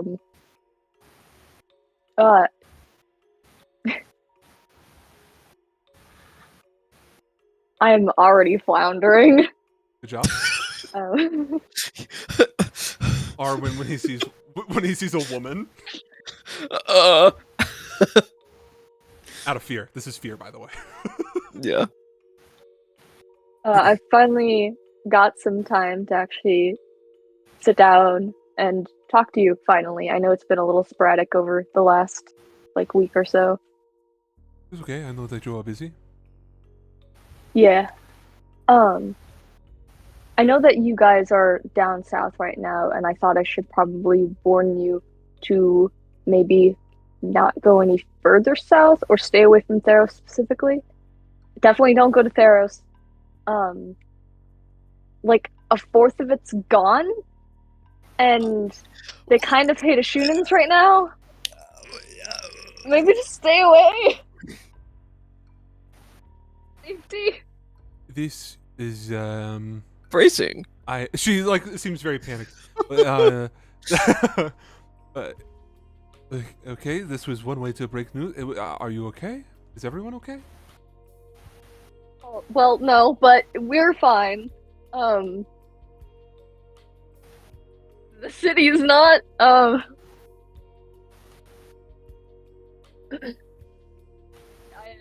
I don't know how else I should have put that. I guess I should have been a little more gentle there. Yeah. The music change. Yeah. After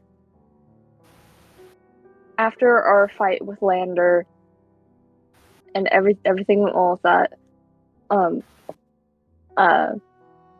Merlin had asked us to go into the desert, as you know, to get some supplies for her.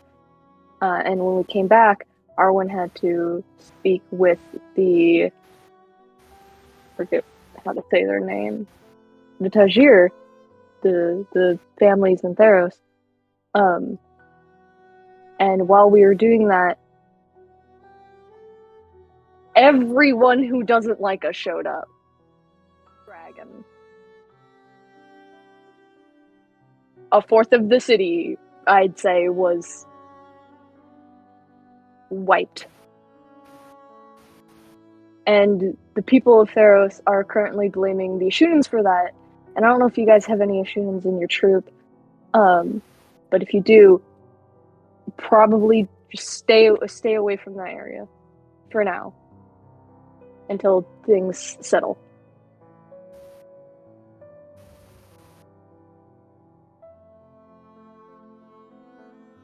I am at a loss of words. I have been as well.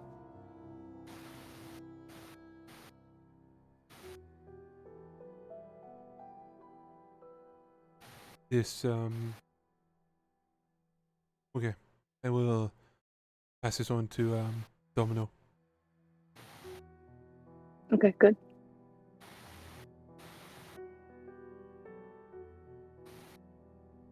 I know that it's only been a couple of days, realistically, since we last saw each other, but I need to see you again soon. Of course. I'd love to see you again soon. I don't know how soon will be though. We teleported to I don't have the map up. What's it called? River's Bane. Something, yeah, River's Bed? Rivers Bane. what? River's Bane. River's Bane.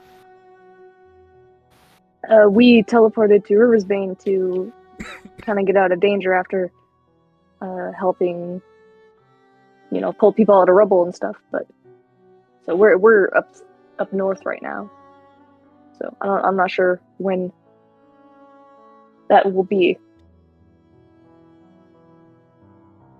I will see if maybe we can work something out. Maybe perhaps next time I'm in a near one of the larger cities, I can convince Domino to give me some time away. Of course. Just keep me updated on where you guys are, and I'll see if we ever cross paths or get close, and I can maybe ask Captain Oxton. See, I'm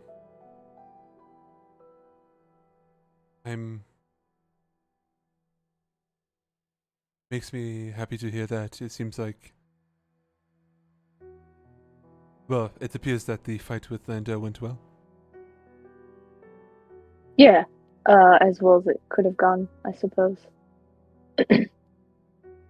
I don't think my siblings, I guess I'll say, are too happy with me, but I know at least Olympia might understand. I don't think she knows the purpose of the combat, but she kind of gets the tradition.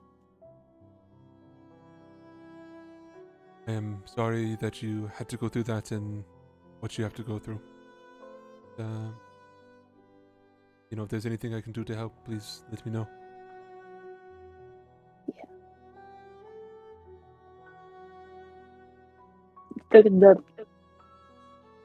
The combat's done.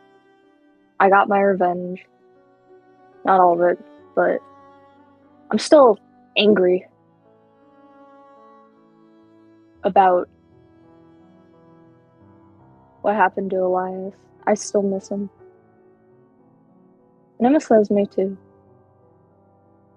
She left to travel with the woman that trained her. So she's been gone.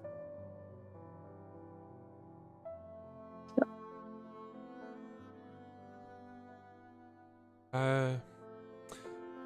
If it means anything, I think it is safe to say that you will probably see Esme again, no? Hopefully soon. That would be nice. He always seems to know when to show up at the right times. Yeah. In the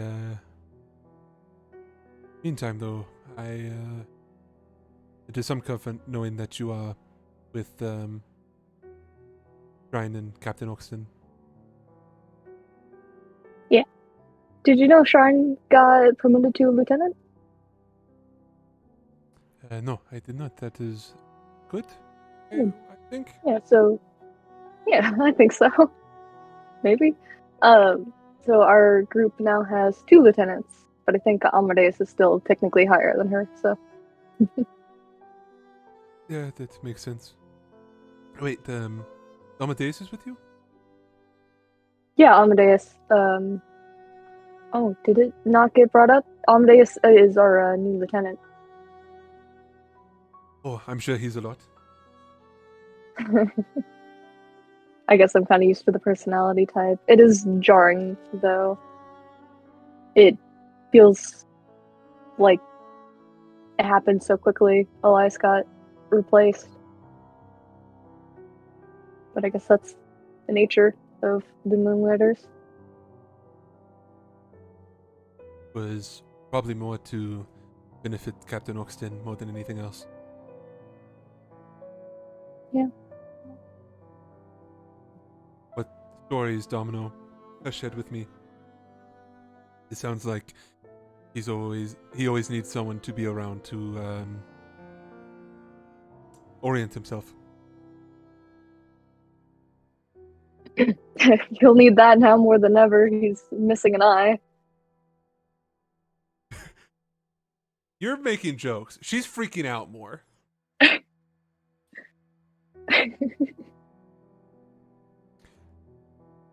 Does that have anything to do with Theros, or is it a new look? I don't. No, that's from Theros. I wasn't exaggerating when I said that everyone who doesn't like us showed up.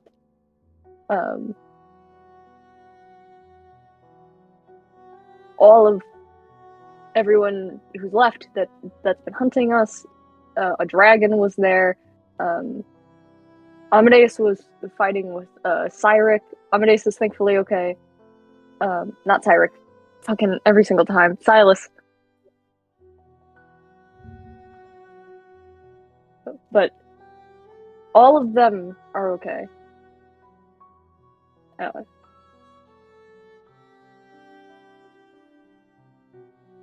I'm still a bit. It was so much of the city.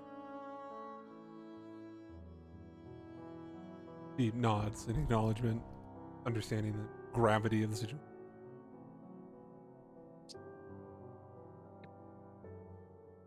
I think this goes without saying, but I need you to stay safe. Yeah, I'll do my best. I promised I'd come back to you. I guess I'm not quite back to you yet, but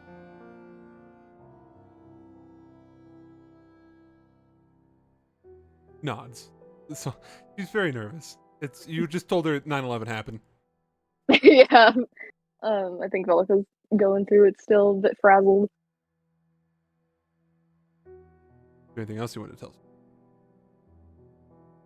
I don't think there was anything else I needed to tell you about or warn you about or anything like that. You guys stay safe. Let me know if anything happens or if you guys need anything. Not sure how much I can do, but I will do my best. Maybe Whatever does come up. we talk about pleasantries right now? Help us with?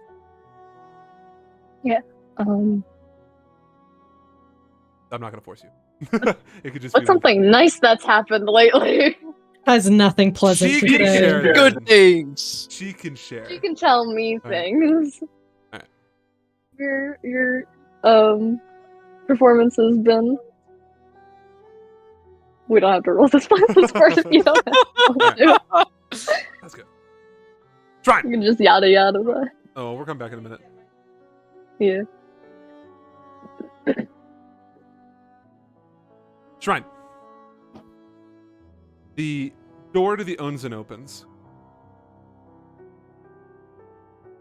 Sorry, this is an important moonlighter business. It is me, Amadeus. Is this happening pre or post Shibari? Post everything.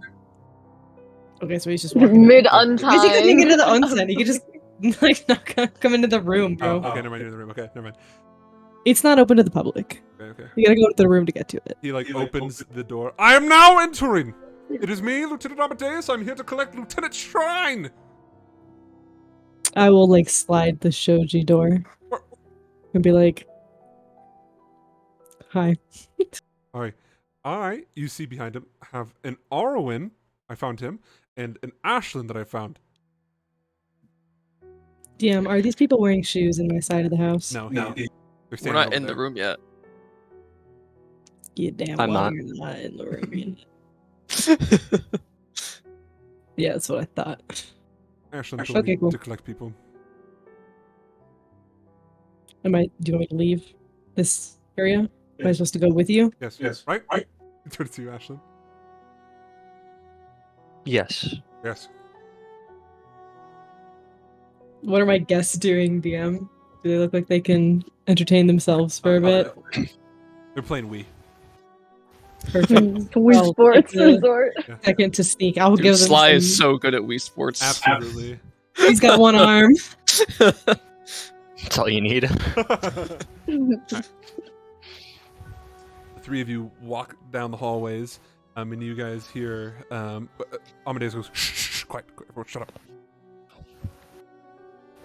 I believe we're about to interrupt a moment. Bear with me. DM, can I hear? Yeah, you can.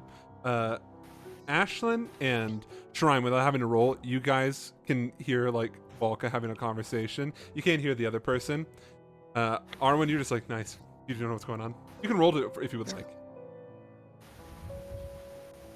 Oh, I lost connection to the foundry. I'm Yep. good. Fuck. Okay, you don't get to know. He's rattled to his You'll core. die. Amadeus He's not walks paying attention. Behold, He's got a lot on being his mind. Boring friend, respecting boundaries. Amadeus walks up to the door and like straightens his robes, and then goes to the door handle, and then taps it with his finger, casting the knock spell. The door goes flying open. Fuck it, am I interrupting something? Let me see them hands. Hands, let me see. He's holding a fake gun. He's holding the fake gun.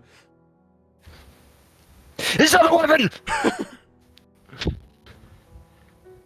Events going on. I'll call you back. Sloan is like, wait. It's like, what the fuck is going on? Nothing bad.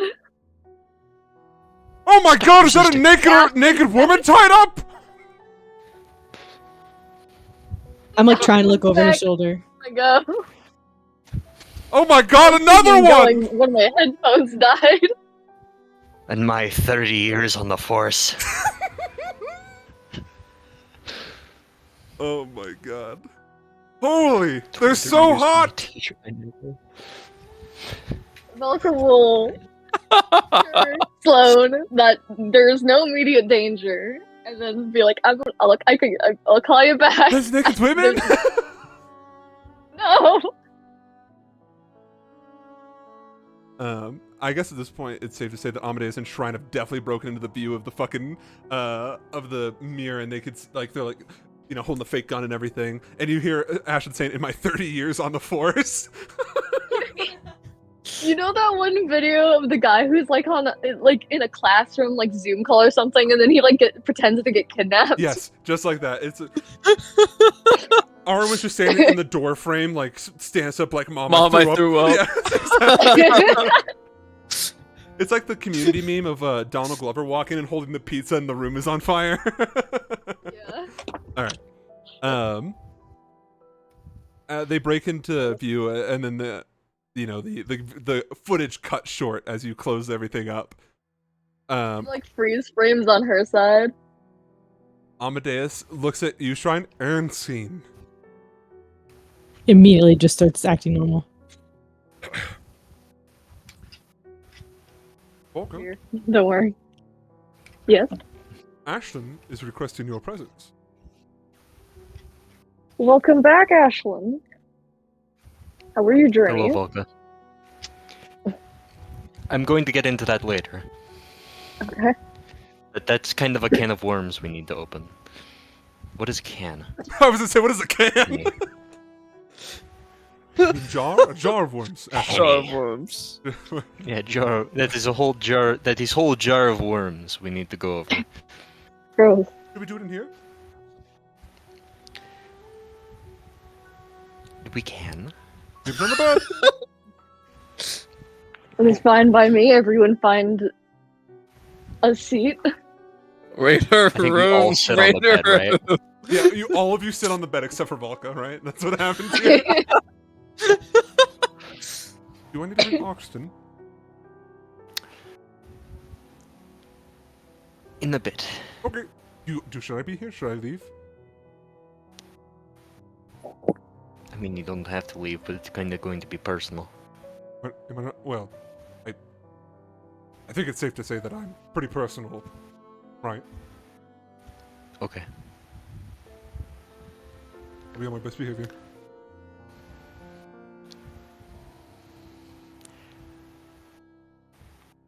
Before you begin, Well, hold on. Should we take a quick break, or do you want to get into it right now? This is me asking you, Ian. I mean, I'm good. I mean, I'm nervous, but I'm good. Okay. Well, let's do a quick break really fast. Mostly because I need to pee. Piss. Piss. Okay. It's piss time. Piss. I'm gonna let my headphones charge in this time. Good. No, sorry, Merlin. I didn't mean to alarm you when I said piss.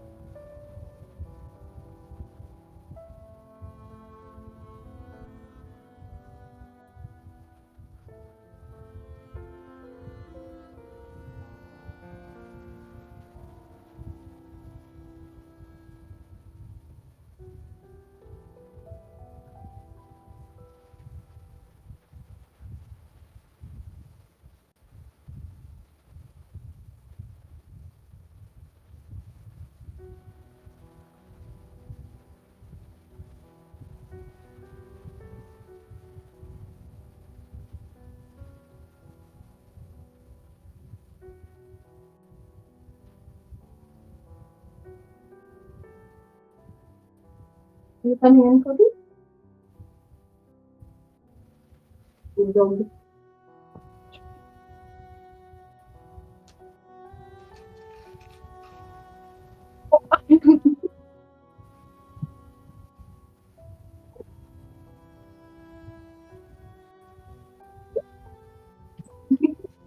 Alright, Cody. What the hell is going on over there?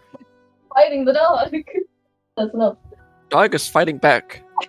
All your dog has done is disobeyed you, bite you, and then command you to open a door.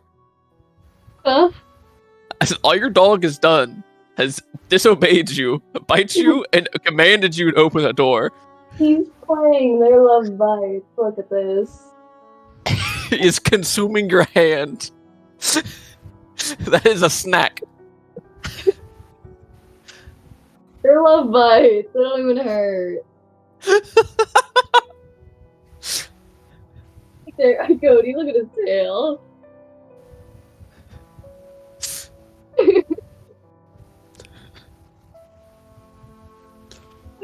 There's a mirror behind the camera. Ba-ba-ba.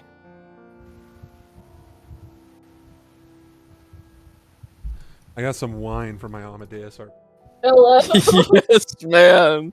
He's the wine on who's like, hold on, I gotta get my little drink. This is my wine aunt.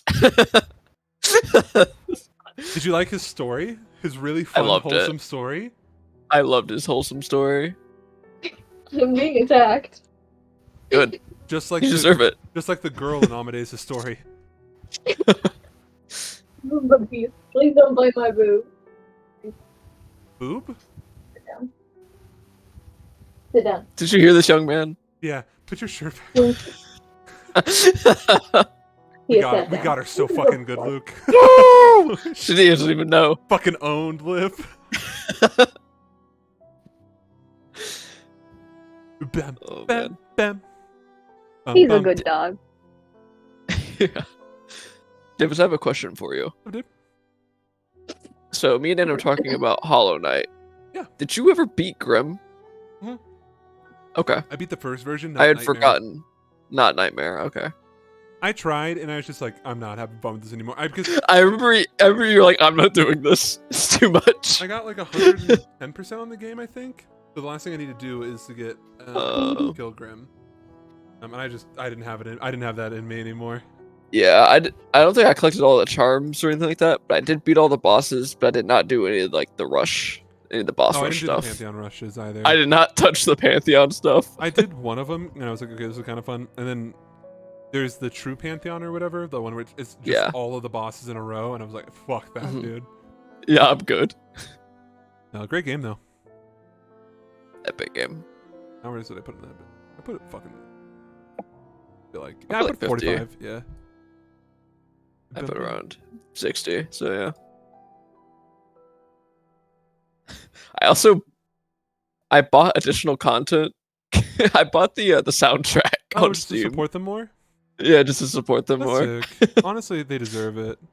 I They know do we deserve keep, it. I know we keep memeing on them for not releasing Silk Song, but they really do the thing.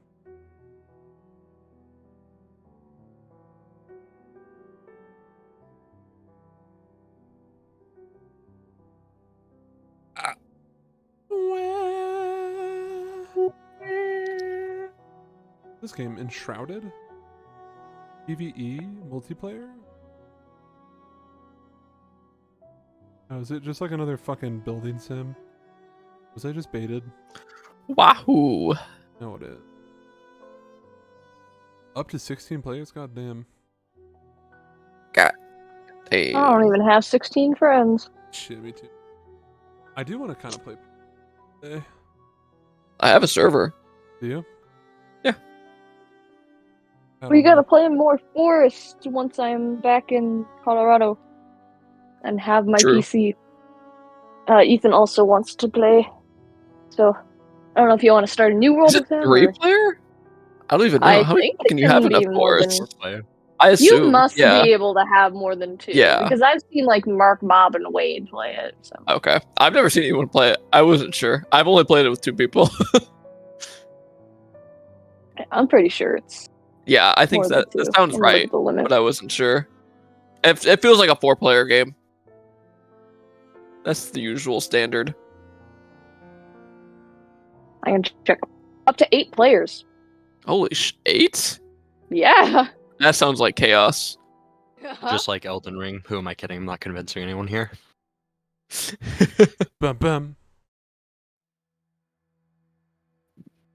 Is it? I have my tiny dice with me just in case. No character sheet though, so it better be something I remember.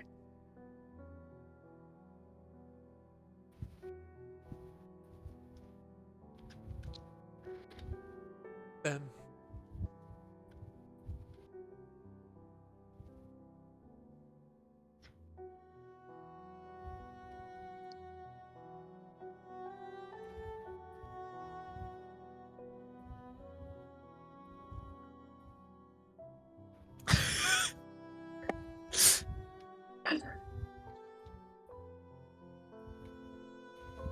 Luke, your laughter killed me, dude. Dude, I got an IRL Arwen moment. Epic. Okay, Ashlyn, and go. Hang on.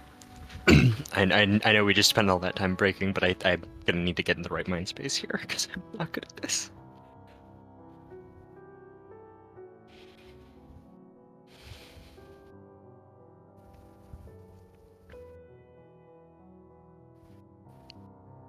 I think you all know what this is about.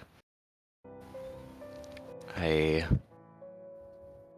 haven't been able to put it into words before. That was a mistake on its own.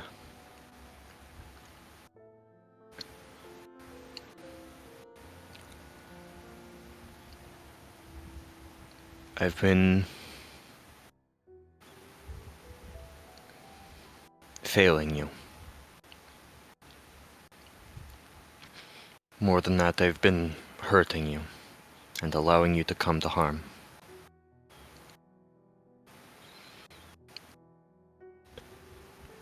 I thought that my crimes would be answered for, that I would be punished, that I alone would face the consequences of my actions. But that isn't how it works. I did a terrible thing. And no matter what punishment I receive from a trial or a government body, an individual or a group, what I did will always be with me. And because I did it amongst you, it's never going to leave you either. I can't take that back. And it scares me. You don't deserve the hatred that comes with such association. You've been far kinder to me than I deserve. But the things that I've brought you are pain and dishonor and shame. I don't know if I can protect you from the reputation that I have built, or the actions that I've caused, the events I've set into motion. But I do want to protect you from what comes next. I don't want to see you get hurt because of the things that I have done.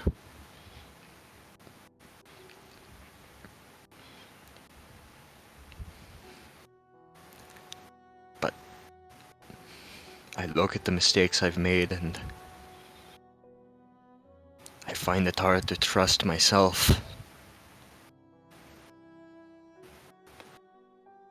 might be selfish, but I want to prove myself. And at the same time, I think I'm going to need your help. All of you. If I stray from the path that protects you, I'm so scared that it'll be too late.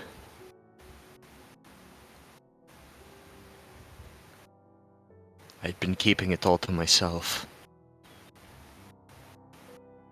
trying to figure out the best words to use, something that would encompass it all, bring the matter to a head and close it entirely. And in doing so, I failed to do the one thing I needed to do in the first place. I failed to apologize to you.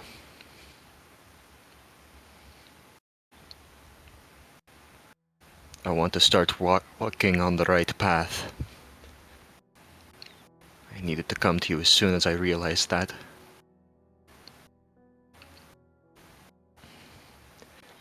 This isn't going to be a solution.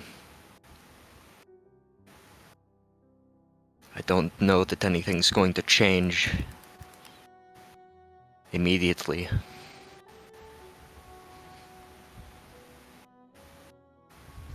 But I want to understand the things I've done. And I want to be understood. I want to show, and I want you to know that I truly care about you.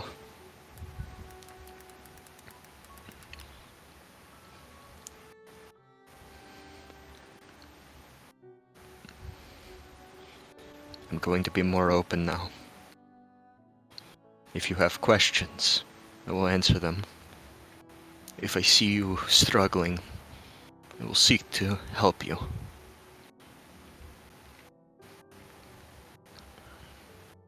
Please, will you give me this chance?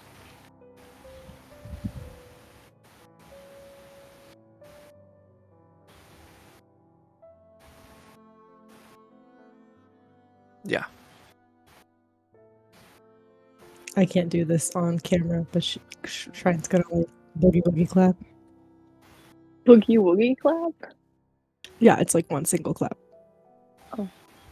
In a dramatic fashion. Velka will nod her head. My one headphone is not working.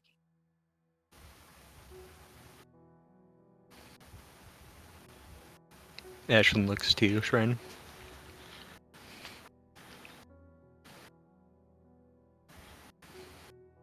She's gonna unclasp her hands and put one on your shoulder and say, "This character development is pleasing, and that we will help you along the way."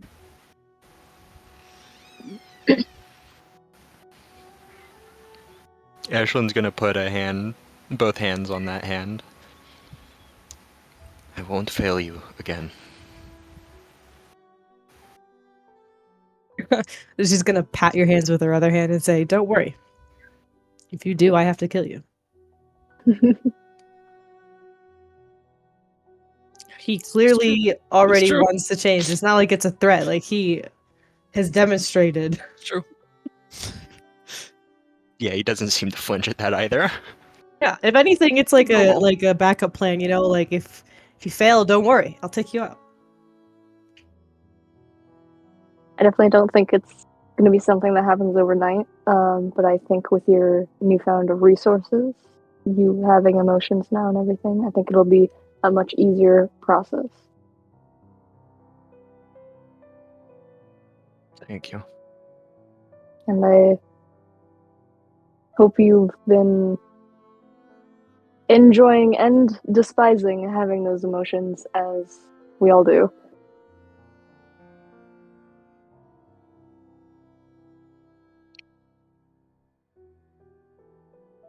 I think I'm going to.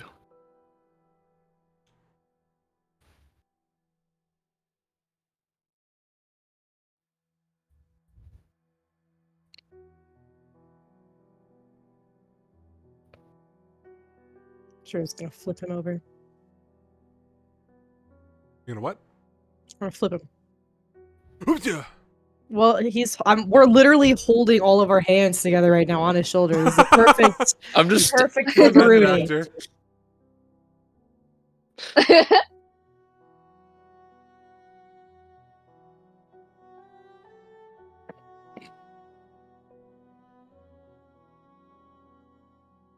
Amadeus.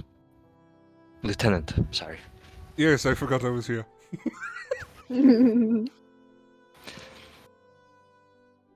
I think it's time we see the captain. We're not on a boat. I'm just fucking with you. I don't.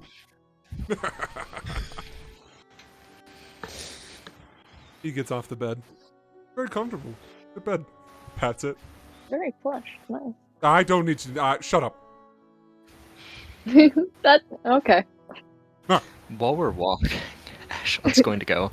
So, apparently I was gone for 6 days?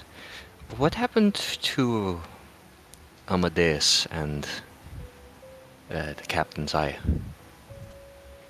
Who is he asking? I think the 3 of group. you. Okay. Darius exploded. The 9 attacked. I mean, not all 9 of them, but you know. I don't know how exactly Oxton lost his eye, but Amadeus was slashed with the cursed blade that Silas has. That I'm pretty sure it Oh, was I see. plucked out by a dragon talon. that makes sense. That's rough. Ugh. He says that nonchalantly. Right, so business as usual then. It's good to be back. Amadeus fixed Arwen's eye. Fixed. It's glass. It's not fixed. It still doesn't work. I mean, aesthetically, it's fixed. Aesthetically, it looks Glows. fine. It does look rather handsome, Arwen. Thank you. And the people. He's a taken man. Let me watch yourself. Imagine losing a body part. I'll be the one she least suspects. It's true. Yeah, it's a sad day when Oxen loses his eye. Uh-oh, that's an enemy out there. It's scary. Let's keep throwing him at it. He'll fix it. You guys make it to this quote-unquote temporary war room that Oxen has set up, that Amadeus leads you. You guys enter, and Oxen is standing there. It looks like he's like hunched over the table, you know, like his arms on either side of it, and he's like looking down. He's not looking at a map or anything, just looks like deep in thought. And then as you guys enter, he takes his normal, like, you know, stance. He looks at all of you with his one good eye. And to what pleasure do I have to meet all of you today? Bump believe I've Ashlyn acquired- forward. I believe I've acquired information that might be pertinent to the 9. I see. Okay. You know what? Since I have you all here, I'm tired of being on the back foot constantly about this 9 business. I don't know much about them, and unfortunately, I typically don't really care to know much about them. But they're causing lots of problems for myself and us. So, I'll let you speak your piece, and then afterwards, I want to compile everything we know about the 9, so that way I know what our enemy is. So that way I don't have another mishap. Yes, Captain. Speak, Armsman. I was able to recall after the duel with Lander Rainbridge, when we saw that wyvern in the sky, I was reminded of a tale from my youth, an ancient folk story of they tell in Nordland, about a great silver beast in the warped wastes called Oruk Tel, the Eternal Winter.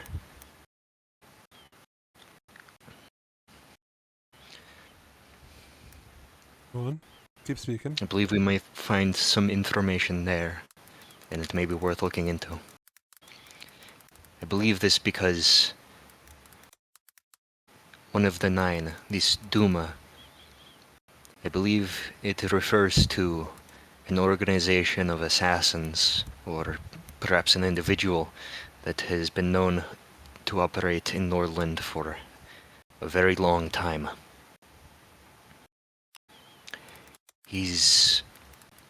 They have a reputation of completing contracts even regardless of monetary payment or persuasion. They're the sort that fills out their duty regardless of any attempts to deceive or sidetrack them.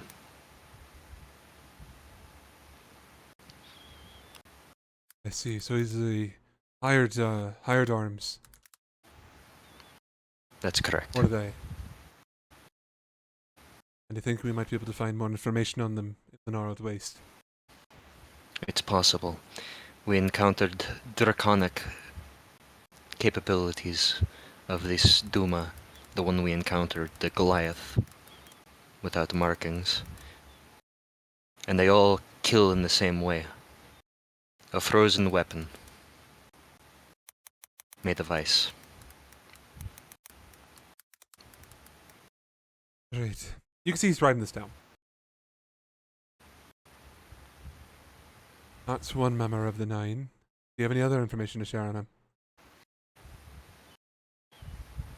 I don't think Ashen does, right? I don't think so. I think it covers it. No. I mean, we as a group do have more information. We though. have more information, yeah. Yeah, he looks at you. And do you have anything to contribute to this Duma? Well, from what we learned in Altalia, it seems either, I guess, this folk tale of the dragon, we'll call it in quotations, they've been known to challenge people in a similar manner to what I have contracted, we'll call it, on my face here, or I guess on the back of my cheek. And they also reference the Gnarled Waste, referring to that. Right. So it seems like if we want to get more information on this Duma figure, we need to go to the Gnarled Waste. Very well. Has it been established yet that we believe Duma is the dragon? Okay. I wasn't sure if that got implied or not.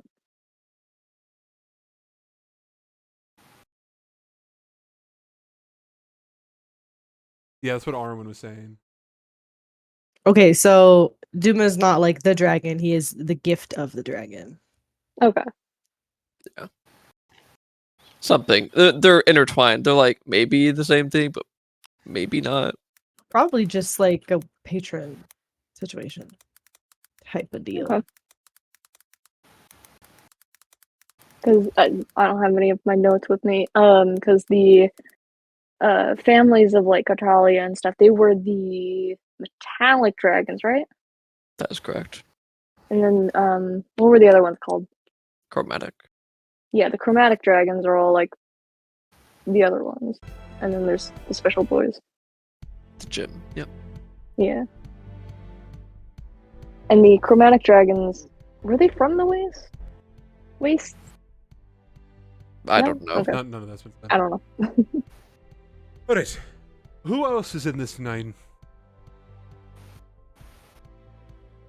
Names. Says all the names. Lander was. Good. He's I need to dead. know. Alright. Confirmed dead. Confirmed member dead. Anyone else who's dead? I don't have his name written down right now, but the Baron was also one, and he's also dead. Alright. Baron Silas, Rosenwald. Also dead. Okay. Silas Constantine, he is a part of the 9, as well as Hugo Blase Le Francois. Heinrich Krugenheimer is also part of the 9. He's a newer member, and he has wings now, which is kind of scary. Was the Black Stash still a part of the Nine, or did he fuck off and get replaced with Krugenheimer? I don't think we didn't know he was part of the Nine like in game, so Oh, that's fair. Okay. no. No. Fuck that guy. He doesn't exist. Shrine will take Part of this the Nine. moment to mention the Spiral, who is kind of not technically part of the Nine, but may or may not be there and or fighting on their side when they pop up because he's mentally ill. We don't victim blame here. Oxen fucking knows who this guy is because he's went hand to hand with him more than once. So it's not like this is like a random like, oh, I've never heard of this man before. Going based off this number, you've provided 7 names. Do we know the other 2? Mikhail? That's not it. The leader. Hold up, I don't I'm gonna have to that. scroll. Like no one else is gonna fucking say anything. I hate The it. seventh here. son of the sun. Yeah, I can't. I don't know. I Man. can't pronounce Names that name. before I we don't put- know, man. Mikhail. okay. Mikhail, Have the we sent- seventh son of the seventh son, is their leader. Alleged leader. All right. Alleged. Have we mentioned the pontiffs or the judge yet? The what? judge No. has been. Oh, you mean that judge? You mean the actual judge? The other judge. Yeah. Judge guy. occupation. No, no one has mentioned it. Judge occupation, not judge title. Yeah. Title. No. Which judge? Fuck. I don't remember the title off the top of my head. What he is called, but the something law guy of Winterbank. The arbiter of law. Yeah. Arbiter of law. They're talking about Counselor Dark Casson. The one and only. Okay. Alright. I'm gonna go ahead and keep this Black Sash fella in mind just in case. Better to know that he might be than keep him on the radar. He would know what I radar have is. these if you need them, and Velk will pull out the 2 rings that she has already. Alright. The one from the Baron and the one she got from Lander. Looks like our goal is to. Oh, nope. Sounds like our goal now is to make sure we collect 7 more. Alright, here's what we're gonna do now. I have 7 members here. 2 are dead and 1 possibility, so I have 10. That's fine. Fuck it, the name doesn't have to really apply. We'll start with the top, or we'll start with the bottom of the list. Darkassin, what do we know about him? Give me everything you know. He's a vampire. Vampire. Okay. Does he have any connections? King of the Hells. He's the king of the house, or he has a connection to the king of the house? Connection to the King of the Hells. Grandfather. Anyone else? Last seen in a stone coffin in the ocean. Or are we talking about a different Dark Acid here? That's a different Dark Dark Casson That's his Junior, father. I believe we're talking Yeah, about. Junior. Okay. Dark Casson Senior is in the ocean. Did anyone mention that he's the embodiment of pride? No. Embodiment of pride. Is he related to Dasha? Yes. Yes.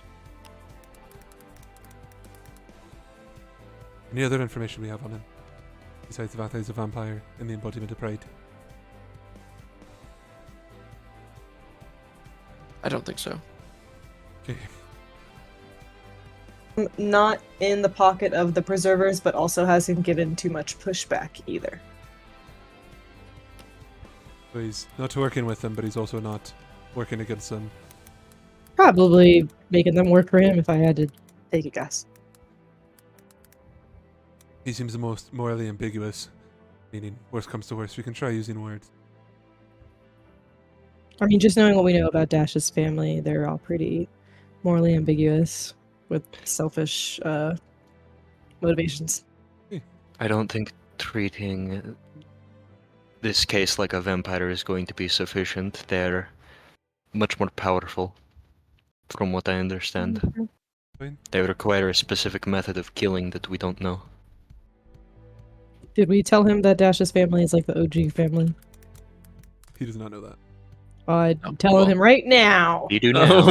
I'm gonna he does now. piggyback off of what Ashlyn was just saying about how they're like special They're vampires. not just any vampires. They're super vampires. They're the vampires. Yeah. Yeah. Hey, sounds like we need to make sure that we're very careful around them. And maybe we can use them. It sounds like he's not dying. What? More intel. The entire family hates each other. Like Dasha probably would go out of her way to help us kill him if necessary. Just saying. She's expressed the dislike of her family. That's true. I believe Arwen knows that Dasha knows how to kill them if needed. She would easily spill the beans. Amadeus. Amadeus looks like, I'm being called to. I've been called on in class. He Oxford writes something on a piece of parchment, like, quickly, and then hands it to him. Do this for me. Amadeus looks down at it. Aye, aye, Captain. And then leaves the chambers. Okay. Anything else about Dorcassin? That's it. All I have. Very well. Okay, What else Krugenheimer. I can think of? What do we know about him? He's a werewolf. The werewolf. Metal is ineffective against him and works in his benefit He's got wings now. due to lightning abilities. Metal is ineffective, uses lightning.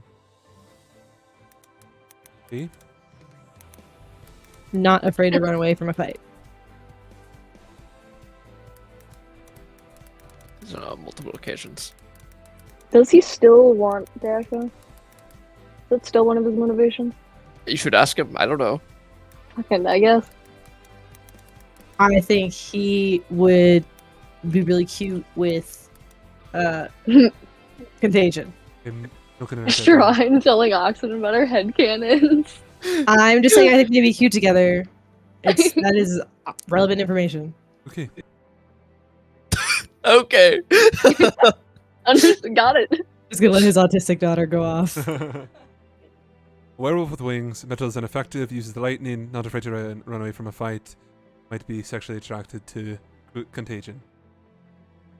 Has werewolf pack. A fair point. A large pack at his disposal. Has a pack of werewolves that will Some fight of them for him. they have like metal and shit in them, and they can be like powered up. Okay. Terrifying. Anything else? Not fun. Ivar has fought them before. You might be able to get more information about them from him. You fought him before. Well, I'm talking We about like, all the went pack. down, bro. I'm talking about the pack. I died.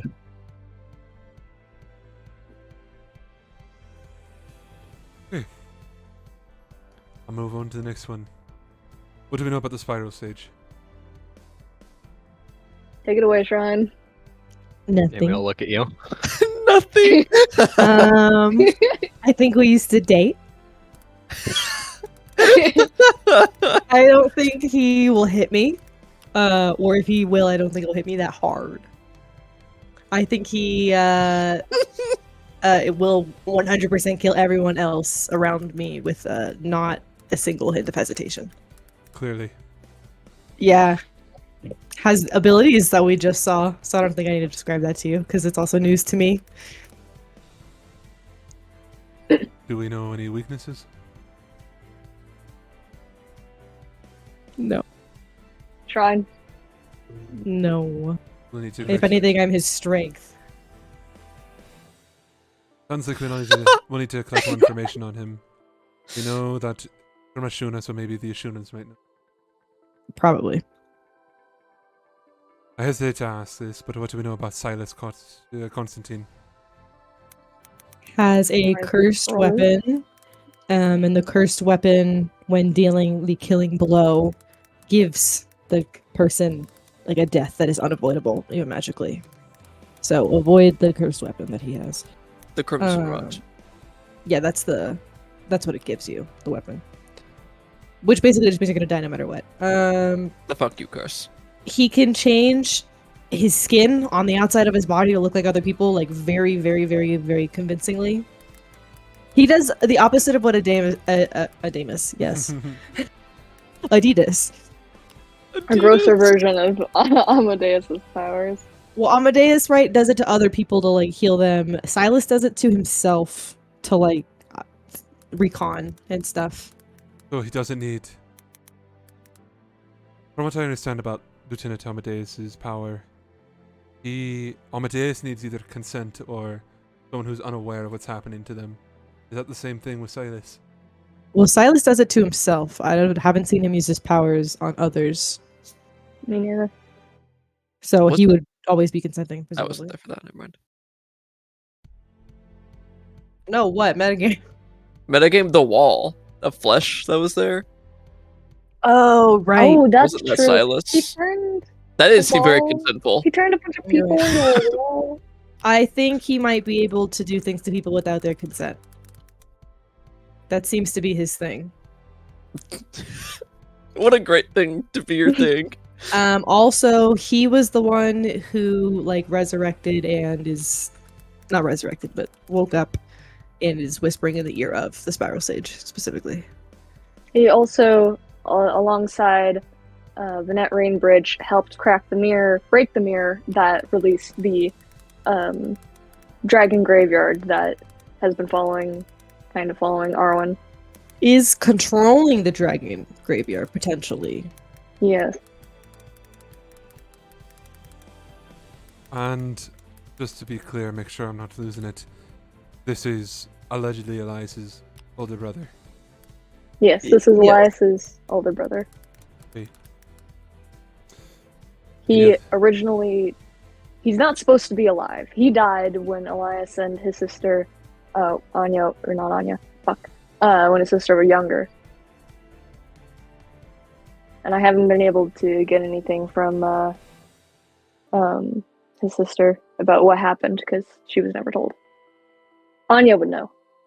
Okay. I'm sure she does not want to talk about it though. Doesn't matter. We'll ask Anya.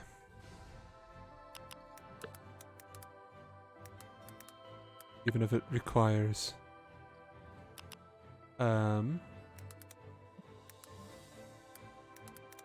legal channels. Alright. What do we know about... Never mind. I know the answer to this one. He looks at the list. Next up is Hugo. Obviously. Yeah. He's got a silly little partner and a silly little building. I know. Not that much. There was a time where I knew when he was moving, when he was eating, and when he was shitting. I think he's still just as obsessed with you. That makes sense. I'm gonna skip him. It is safe to say that I think I know what he's up to. And what do we know of this Micaiah? Anything? Or do we just know he's the leader? Seventh His son of the first name. seventh son Hey. is our biggest hint. Fine. And we don't know who to ask about him. Mystery so far. And we got that That's one all little we know. hint from the Sphinx. Okay. We're talking in little fucking riddles, so. I accept that. It is what it is. Alright. And I will talk to Lancelot about this black stash. I think he'll be able to bring me some insight, just in case. I don't care about Lord Rainbridge or Baron Rosenwald because they're both dead. So I will skip them. I know they have connections in their own ways, but I don't think anything's going to happen to Rosenwald. And I think I can deal with some Vanette children in his was fate. by proxy involved with the Nine, so she still might be under like Hugo's thumb or something. I'll put that on Hugo's list. Might be in control of Annette. The way you talk about her, like, she's under his thumb, she's a victim of her I don't That's know, a I don't grown know at this ass point. adult woman who's educated in magic, making these Abused. decisions. She's educated. She's been to Been college. manipulated. She it should be known that she is also, along with Silas, one of the ones who broke the mirror. So it could be either of them that are in control. It's not confirmed that it is Silas, Hey. but it's one of them. Well, here is what I can share with you all. I mentioned I'm tired of being on my back foot. Right here, right now, things are going to change. With this list, I'm going to make it my life's goal, our team's goal, to reduce the number that are alive and increase the number that are dead. We have to do something first, though. Oxton turns to the messenger. I need you to tell Sir Winterhide 2 things for me. Yes, Captain. I need you to tell her right now. Do you have some magic in you, boy? Yes, Captain. I need you to request access to the black budget. And I need you to tell her that I want to sever the finger. Right away, Captain. This is Armsman Ashlyn. Captain Oxton requests access to the black budget and the severance of the finger. That was so cool I of got me you. by the No, yeah, that way was I fucking said sick. that. That was sick, dude. Acting. He's no, nowadays. I was Oxton's like dapping you up. He's like, "Whoa, shit, dude, that was sick." Holy shit! He's so He's cool. back. There's a pause, and then she responds. Is he positive about this?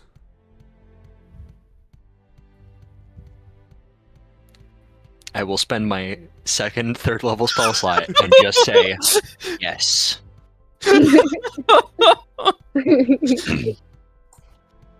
How dare you answer my sending with a question? Tell him She doesn't this. know mage courtesy. You give a fuck, dude. You're a bitch. Tell him it is done. It is done, Captain. Right. What this means for us is that with the access to the black budget, this will fund the party with everything we need to operate anywhere. Consider it a blank bank statement. Now that we've severed the finger, from here on out, every good and bad action that the livestock takes is going to be denied by Sir Winterhide. Officially speaking, the livestock have gone rogue, and the Moonlighters will no longer protect us. Unofficially speaking, we can act without a chain of command. This was a act passed by the Sovereign Crown that allowed the Master of War to have free agents. We are now in a grey area. We call this grey area the Missing Fingers.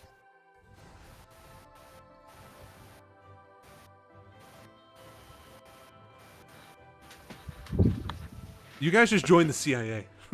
I don't. This is propaganda. Dude, I love the division. The Severed Fingers is, by the way, in reference to at the start of the campaign, the Vanguard was referenced as a hand. Yep. So, I just want to make sure. So, we have that settled. Here's the other thing.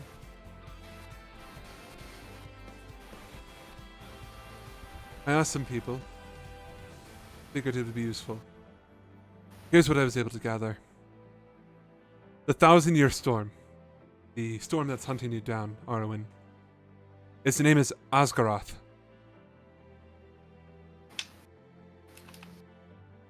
That is convenient.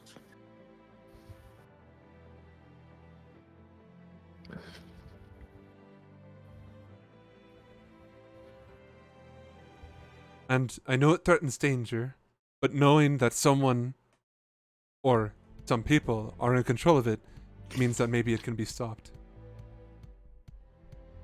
So, here is what I propose. We have this list. Merlin will be here shortly. I'm going to talk to her. We're gonna give her this sand. She's gonna tell us more information. Afterwards, we're gonna decide, using some information that she gives us, who we're killing next. Do we have any questions? No, Captain. Okay. I'm afraid No, Captain. that Dasha might be in trouble. So I requested that the Amadeus bring her here, so I can talk to her, see what she can give me about Dark Castle.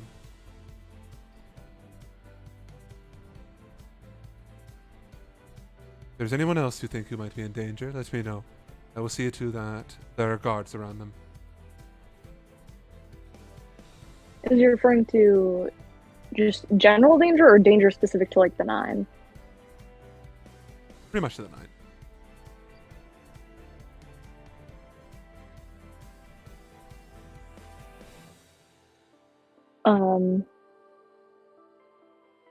Well, if the Nine are after all of us, Lander was beginning to target the people I cared about. I don't know if the other Nine are going to do something similar, but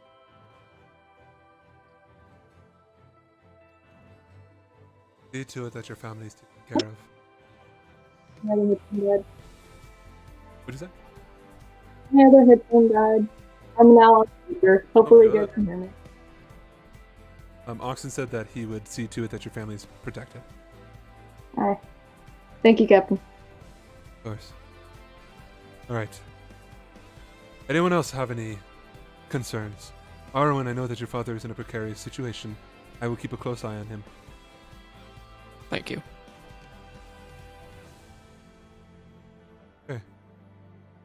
Is Amadeus bringing Sloan with her? They're often a package deal. Would you like him to? Maybe. Ashton? Hmm? You tell Amadeus to bring I'm- Sloan. Gotcha. Ashlyn sends out a sending to Amadeus, basically saying just that, yeah. Thank you, Captain. What am I, a fucking babysitter? Oh my god. Yes. You can hear the... You can't even hear that. Yeah, I was gonna say, hold on, no, that's really funny. Alright. He sends you back. Listen up here, you little shit! He signs out the message with a sigh and then okay. He uses one of the precious 25 word limit for a sigh. He says sigh. He goes, sigh. Audible sigh. Alright. Okay. Oxton's eye like lifts or like surveys the room for a second. We have a guest in the garden. And he takes the parchment, rolls it up, and tucks it away into his gear. Follow along. Alright, Captain. Arnold nodded his head. You guys follow Oxton out to the garden, where you have the secret area that has the teleportation circle. We can all recall. You can see leaving the secret area is Merlin. Oh, that's so true. This was the area where we could talk without being Divine Dog. Perfect place to talk. It really is, actually. We did it, boys. We found it. We found a way to break the campaign. Alright. Find a fucking banger of a song. Is it? That's not it at all. This one? They've got microphones in our fucking cereal boxes. Yeah, they do. Oh, Our fucking serious.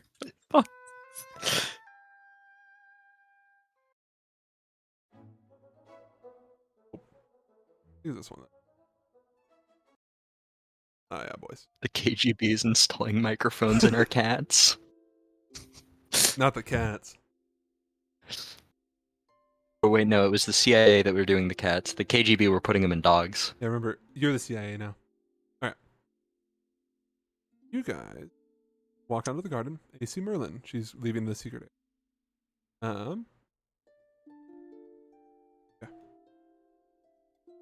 She seems surprised by you guys.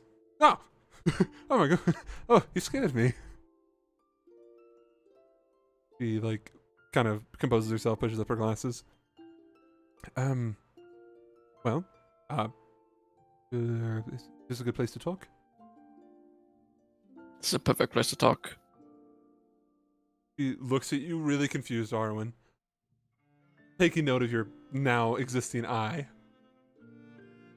Right? And then looks at Oxen. Oh, okay. He's just standing there like a We Vietnam traded. fucking veteran. We traded, he says jokingly. Oh, well, I guess that makes sense. Absolutely. Right. Okay. Right. Okay. Enough stammering. I have quite a bit of information. Oxen is holding the lead box still. Has not dropped it once. He hasn't slept since he took hold of it. He has not. I guess I will start off with the news that I have regarding Theros in Artalia at large. I know it hasn't been too long since you left, but without too much surprise, a state of emergency was declared, and Artalia is now under martial law, with the governing body being Winterbank. With the Tajir heads currently MIA, or KIA, they're still trying to figure that out. The Sovereign Crown sent envoys to protect the rest of the family. You know, just one would hope. And, well, I don't really know how to put it, except for all of them were found dead in their manors. Meaning that there is no more Tajir.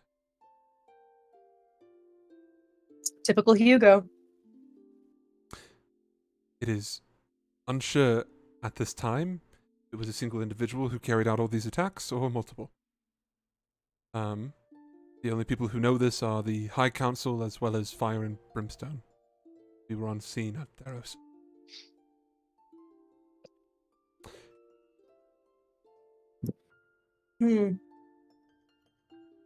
From our understanding, Artalia has no more rulers. All of the... They're trying to figure out and make sure all the bodies are accounted. This is so funny. Do I not have the funniest joke to tell you? I do love jokes, Shrine. No. Maybe it was, She's so innocent. maybe it will brighten the mood. I'm here. Yes, tell me. Go ahead, try hit her with it. Wait, hold on. Now I need to figure out how to break this news in joke form, and I'm not a charismatic person. It's an anti-joke. What has two thumbs and is still alive? I'm gonna be honest. Arwen. What's her name? BB Earring? I think? BB. Eris. BB Eris. Eris. We just so She is- happen to have.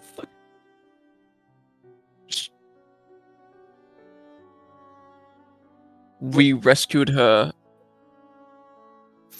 from the casino. So she is here under our watch. The last living. Tajir, or whatever the fuck.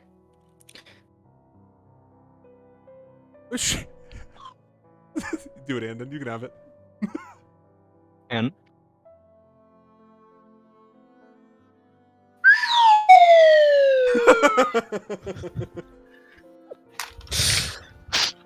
Wow.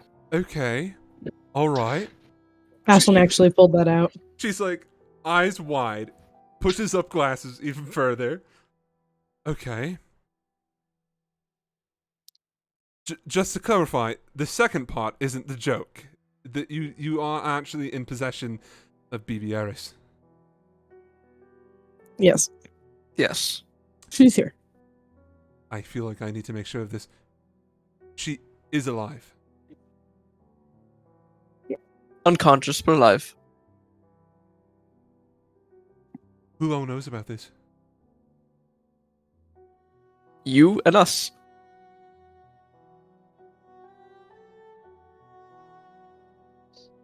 She looks away, slow blinking. I feel like I should ask just to make sure. Am I allowed to divulge this information to Arthur? Hmm. We don't know her plans. Okay. So, between us here, she is presumed dead. Oh, sorry. Is Yes. alive, and then the rest of the world presumes her to be dead. Correct. What is the plan? Or is that a need to I know don't know. basis and I'm not in the know? Well, she's currently unconscious, so we don't know what she plans to do or what she wants to do. But I feel like telling the world that she's alive before she even comes to would probably not be a great idea. Okay, I understand. Especially if there's someone out there who wants all of the Tajir dead. Alright. Well, for the lack of a better term, I will take this secret to my grave. She straightens herself out. She looks, a bit nervous. Alright.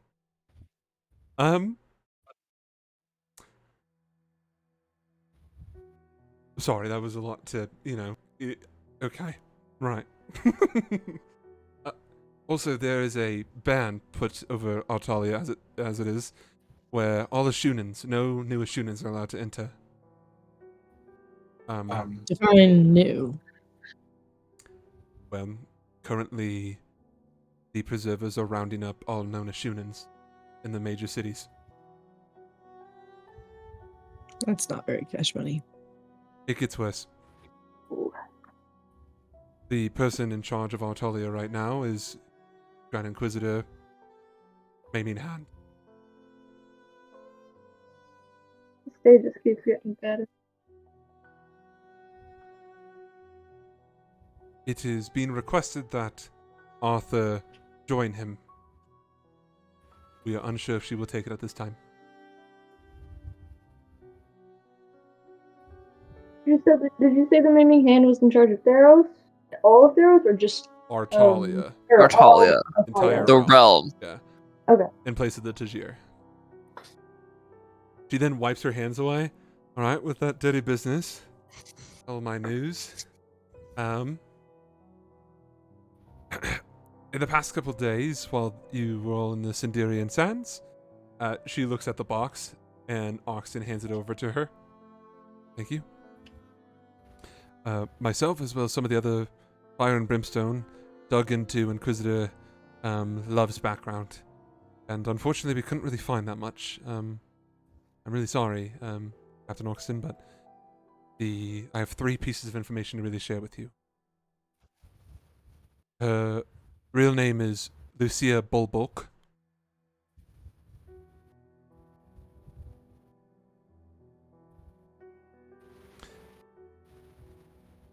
She was, and that's, I know there's an accent, it's bull, like the animal, and then bulk. Bulking. Bolvolk? Bull, like the animal, and then bulk, like you're bulking. Bulk. Okay, oh, bulking it. The bull bulk. I know that she was born on the 1st of First Snow, 674. Oh, sorry, 641.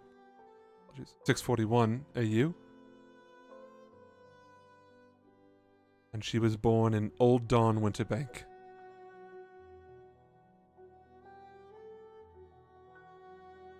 And she has been a close apprentice to the Pontiff.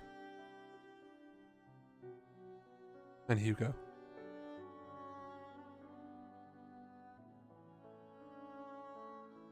But I couldn't find any information about her family.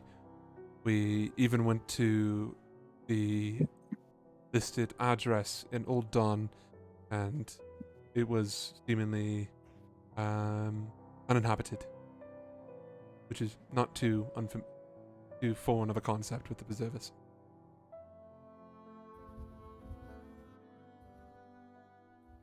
Also designated as half iron and half a shunin.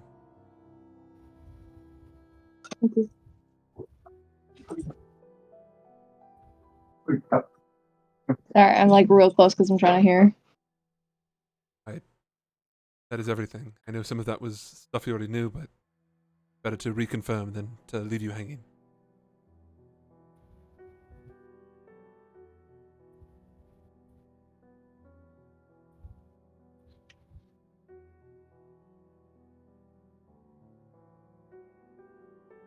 Oxen was like, let's close his eyes and eyes. Ha! Close his eye. Not in the long. You see. Well, I appreciate everything you've done for me, Merlin.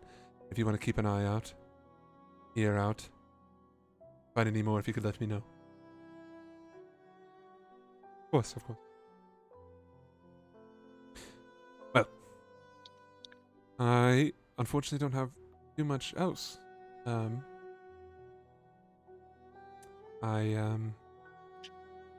It's a very scary world out there right now, that's for sure. Well, we'll see how it plays out. It's only been a couple hours, and most of this is brand new, and not a lot of the rest of the realms know yet. But when they do, expect something dangerous. Or maybe not dangerous, just be on your guard.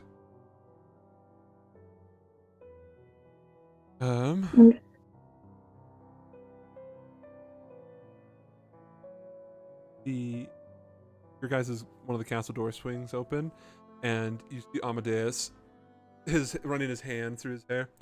Oh my god, I found all of you! Oh! A friend! I see Amadeus gets to go do chores, and you guys get to have fun! I've acquired the 2 women, legally. I've requested for them in the leave of absence from the traveling troupe. It wasn't that big of a deal. Anyways, Merlin! He's like approaching Merlin. It's me, Amadeus. We've met before. You know me. She's like taken aback by how, like, you know, invading her personal space he is. This might come off as extremely forward.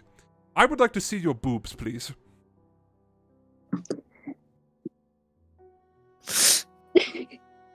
Velka immediately just like Merlin looks taken aback by this. is averting eye contact from Merlin. I beg your pardon? Boobs. I would like to see your chest.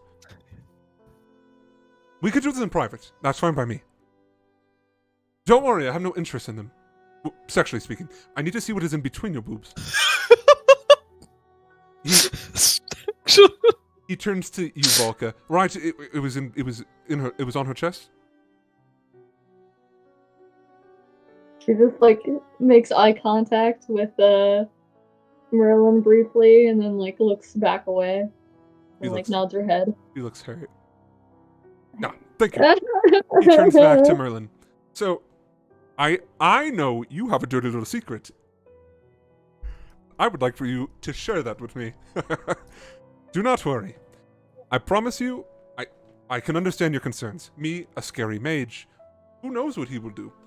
Completely fine and fair. That is why I've recruited Arwen to help me with the little something. He will also need to stare at your boobs. You see entering the garden now, Dasha and Sloane. You can, Arwen, you can feel the heat from that area. You know, the dark. Hold on. Hold. Holding. Patiently but nervously. I cast Death Ward on Arwen.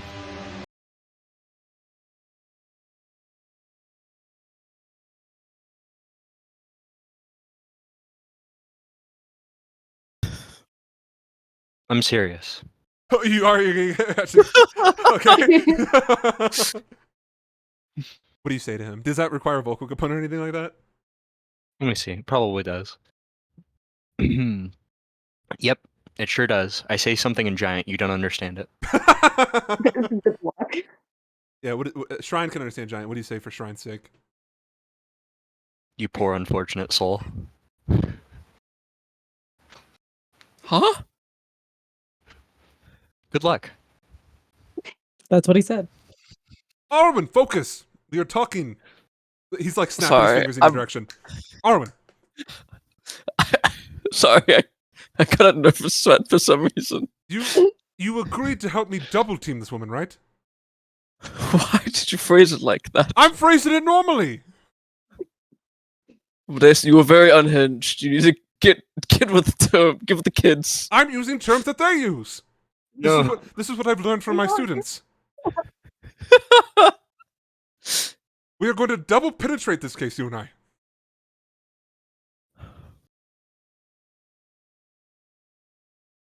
Captain, may I be dismissed? No. All right. All right, as in you're helping me? Yes, all right. As I'm helping you. I think it's probably safe that you and we will look at her boobs, her chest. My apologies. I will use more her bosom. We will look into her bosom, gaze into it. And honestly, I think it is probably best that we do it around just in case she wakes up. I think we should do it in the room with the sleeping woman. Oh, but we have two familiars in that room. Yes. But what if she wakes up and she needs our help desperately, and we're in the middle of, We teleport over there. that is We're mages. Whoa. Okay. Whoa. Oh, sorry. What, I'm you- speaking. I'm so. Why are you so why are you so concerned right now? Are you? This is between you and He's me. sweating. What? You were perfectly fine being left in a room alone with a woman who was unconscious just a mere hour ago. I'm not talking about that. Oh, I see. Is it boobs? Have you never seen them before? He's whispering to you. He's whisper boobs. talking to you right now. It's not boobs. What is it? Why are you clammy? Dasher's right there. Just staring daggers. Not metaphorical. Oh no. Right. See, when I met her, I was a bit shit-faced. Oh, is that not the woman you were fancying? Yes. Oh.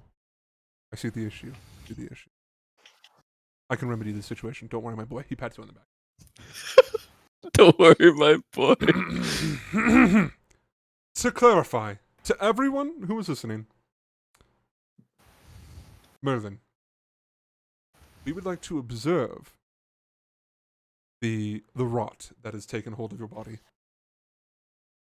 And it just so happens to be in a precarious location. And I hope that you will understand, as a woman of magic, that this is very important to mine and Arwen studying. And we don't just look at female bodies, we look at male bodies too, head to toe. Frequently. Together. And It's true, he stuck his hand into my body. It's true, I tend to do that. I stick my hands into people. Normally speaking. He leans back God, over to you. mages are so unhinged. He leans back all of over us. to you, Arwen. Was that good? I think so. You, you look at Dasha, you just see your head like tilt and you can hear like the bones like creaking. She does the fucking Studio Bones heads. No, Studio It's Shaft, so the fucking head. Studio Shaft. See. All right. Well, it looks like we have all this sorted. He gives you the okay. What do you say, Merlin? Joking aside, not that I was ever joking to begin with, I am deeply interested, fascinated even. I believe I can help you with your case. You're going to say no. I'm going to say yes. Walker, back me up. Falco just looks at Merlin, ashamed of herself. Do you need an out, Valka? Need a what? Do you need an out?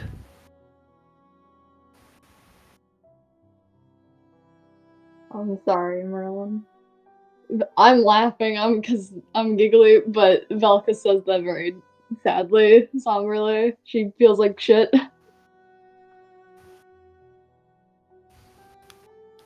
She gives you the coldest. I'm sure you were just doing what you thought was best.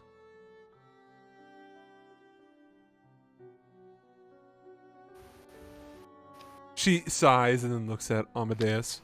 He's smiling, like the Grinch. I suppose we can discuss this. Good! Take my arm! Arwen, take my other arm. This is for your own protection. She can't hurt you if you would. Alright. The three of us have some crazy work to do. Alone. No one can bother us. Goodbye! He drags Arwen and Merlin away. They're like Yeah, holding on. Ah! dragging. Like, oh my god. Before he leaves, he looks to you, Volka, and tips his non-existent hat. May you also be blessed by staring at boobs.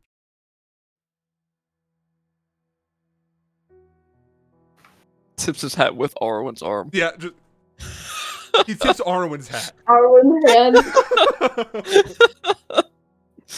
All right, we'll get back to what they're doing here in a minute. This leaves Incredible. Dasha, Sloane, the two NPCs, with Oxen, and then the three of you. Curse blunt rotation. It really is. Oxton breaks the silence as they fucking peel out. Lady Dasha, I would like to speak to you about some matters. Her tone shifts completely. Of course. Can we do it over tea? He nods. And the two of them. The tea. It was now a good time for that. That was a perfect time. Okay. Was it? All right. 1 second. In the response where he says, sounds good. You guys see materializes out of nowhere. I sensed his presence materializing like 0.02 seconds before it happened. I knew it was coming. What is happening? I posted him in the people tab. Oh, good god. Ooh. Is he hot? He's kind of dingy. He's like hot, but like he's not like cute and grungy. I wouldn't, Nah, I'd jump him. You see standing there. You see they're standing perfectly at attention, perfect posture, looking fantastic. You see this ideal Frenchman. Not another one. Yes, another one. I heard tea was requested. He's very Nordic or Norlandic. Mhm. Oxen goes, oh, the fuck? like, did not, expect the spiritual pressure. Oh my god. You scared Oxton, Yeah. guys. His eye. He really needs both. Oxton's become so much more emotive since losing his eye. His head turns to look at him. He pauses.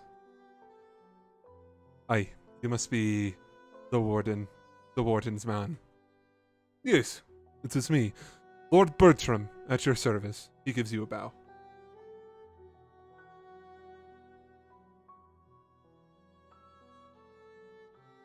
I have been keeping the estate up to a presentable level in your absence. I hope you find it most elegant. He's looking at the party. What remains? Not Arwen. I was gonna say, I'm not here. Yeah, it's nice. You've done a splendid job. Would you consider it elegant?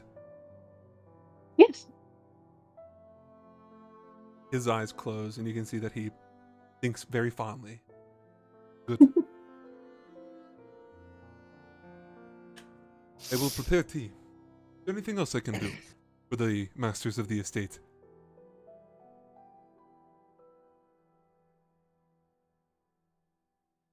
think I am good. Very well.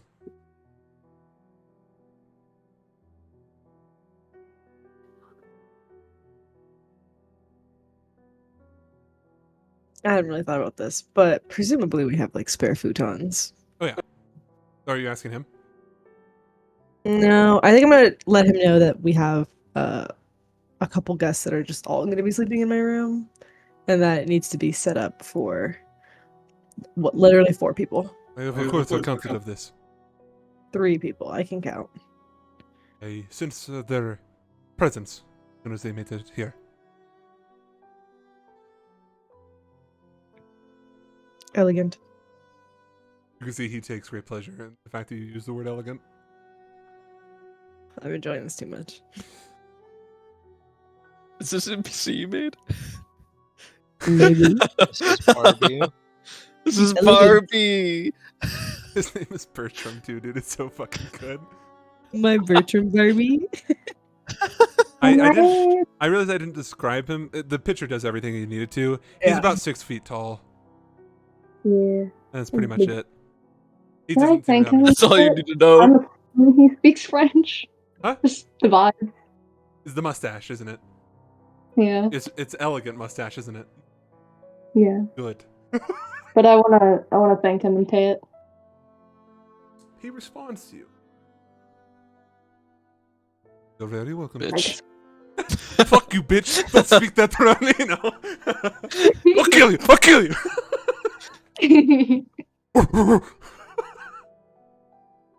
And anything that I can assist you with, Master Istolfir? No. Very well. Tea, and I will make sure that your guests are accounted for. This shrine. He walks away. You know, the proper, like, swivel.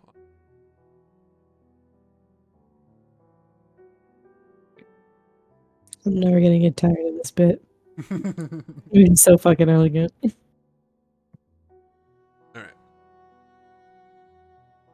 Oxton Well, and that was Dasha. unexpected. Oops, sorry. Oxton and Well, Dasha. that was unexpected. You may go. You can go now.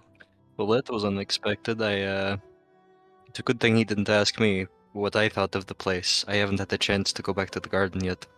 You're in the garden. Well, yeah, but I'm not like looking at my Examining. plants. I got you. That's what I tried to do. We all look around the garden. I'm sure he did a good job, elegantly doing whatever you do out here.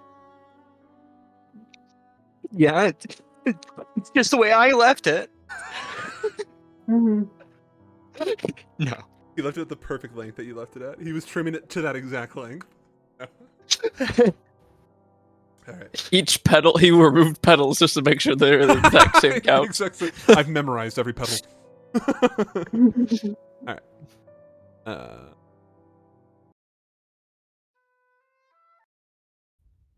They do not know that.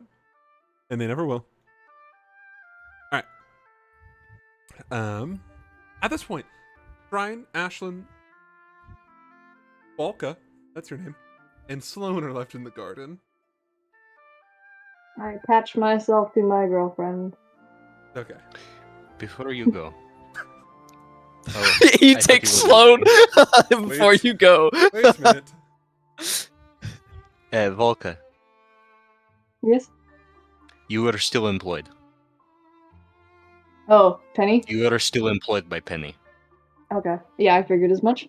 Good. Did he have He anything? really wanted me to make that clear. Just that.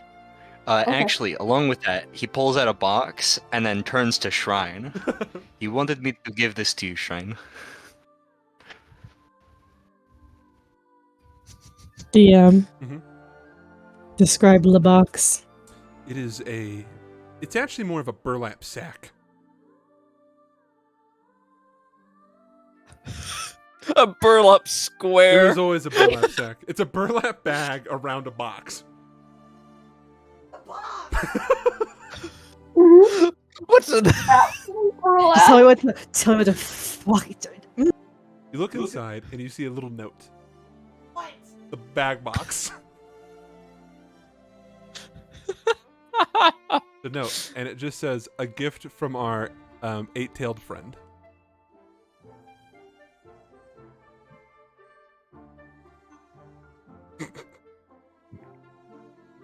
What does this mean? I'm with him right now. He's in my house. Like, what does this mean, bro? He Uber eated this bitch. Like, what? Yeah, he's like literally in our fucking apartment right now. That'd be like one of our friends, like actually ordering groceries to our house so that they could make food or something. They get an Amazon package to your home. I don't even know what. I got all just going how, but for my internet died. She's just curious on why there's a note from Sly when she's in the house, or he's in the house with her. The call's coming from inside the house. Gotcha. Okay. Is there anything else with the note that would indicate a gift, or is it just the fucking box bag? It's a gift. There's a box. familiar belt. It is the belt of returning, the one that Balka had.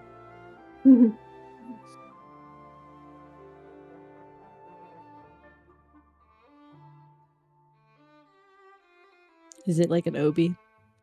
Yeah, it can be magic item. I need it to look like an obi. I don't wear normal belts. No, you have to wear it. Sorry. No, yeah. You have to wear a normal leather belt. No thanks. I sell it back. It's got like the gross like cowboy leather strips on it. I don't. I can't. Tassels. When you Yeah. when you pick it up, it switches into that of an obi. Kind of racially motivated. Yeah, he knows. He's fucking Korean. He was like, Ashuna #1. So I have a belt of returning. Mm-hmm. What am I supposed to throw? The daggers you got from Kian Shikizaki, the shuriken, the kunai, the ones that are made out of the specific steel that allow you to do magical damage at range. So that way, if you ever encounter a flying enemy again, you don't have to get weird with it. But that's the same amount of damage as a normal kunai, right? Yeah. It's just magical. Yep. So same like 1d4 plus 4, 20-60 range. Yep. Okay. I have 10. Those special ones, no. You were given. How many are they? I think you were given like 4 or 5. I want to say. I neglected to put this in my character sheet, which is why I was like, I don't remember having anything for this. Later, don't worry. I got it somewhere. Ah!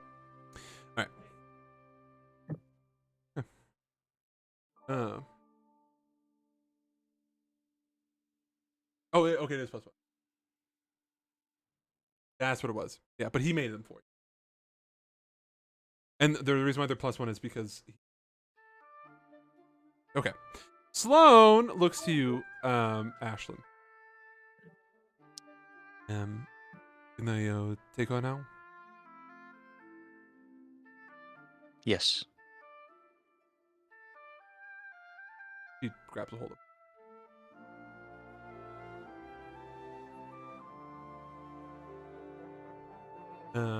Ashlyn, you see Shrine is looking at her new Obi belt thing. You're just kind of standing there. Anything you want to do? Yeah, Ashlyn. I think his internet died. He will come back to him. Shrine, is there anything you want to do? Want to go back to your roomies?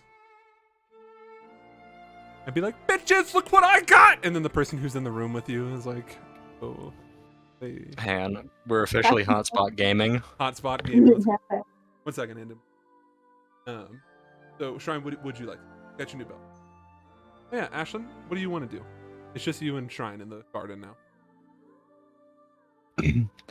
I actually completely forgot that I wanted to tell you guys about what happened to me in Ravendal at the top of a mountain under a waterfall where I did my training for 6 days.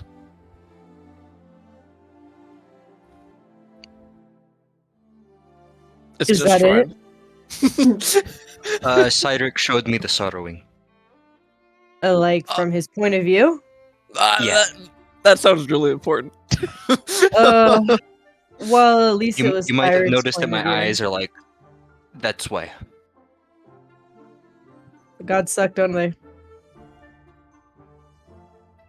kind of hard to tell with just seeing their readers going out there, away, forever, never to return.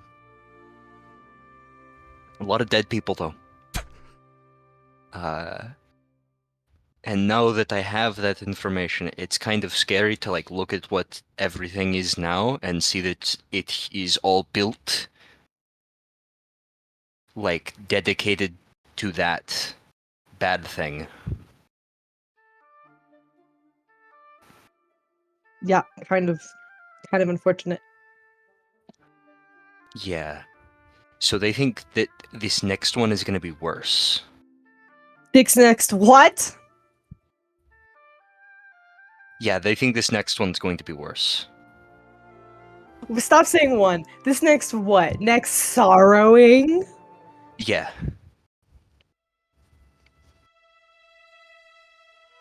Hold on. They're probably right. Oh, good to know. Another sorrowing's coming.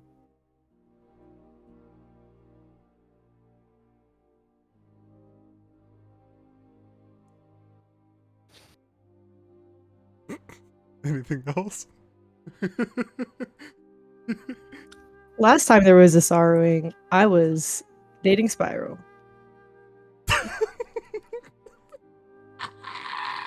So you're going to be Meanwhile, like on different sides of the war this time, right? I wasn't a part of the war, nor Oh. was Ashuna. I think really actually picked any sides. They were just kind of in the middle, quite literally in the middle between both bridges as they were being torn up asunder. I watched that happen. Me too. She goes to high five. I feel really bad about that. I don't know why I engaged. Camaraderie or something. So yeah, we kind of, we being the army of like politically affluent and strong undead from like the people descended of the Raven. I really should have I'm kept sorry. everyone who here else, for this conversation. Who else is politically affluent and undead in your little group? Just some, names from Nordland, descendants of ravens. We haven't been able to do anything much in Ravendal because there's that whole winter shroud, the Wintereb vow. Yeah, Mm. I really So- should have told you guys all this when you were all still here, and I didn't. And I don't know why. Change happens now. Change starts with you. You're doing your best. It's okay. With a lot happened in 6 days. What happened? So, like, Theros exploded. We were in Sly's casino with, the government, basically the snooty rich people, and then we were attacked by a giant dragon. And Spiral was there, and he is pretty good at decimating cities. that's what I've he seen does that. best. I guess decimating isn't the right word. Davis is like screaming in his head right now. He's 1/10. He made it from 1/4. Sorry, he's good at quartering cities or whatever. Ooh, good vocab word. That's gonna be on the next SAT. The next Quartering? Kahoot. It's gonna be the name of the next What fucking uprising. The quartering.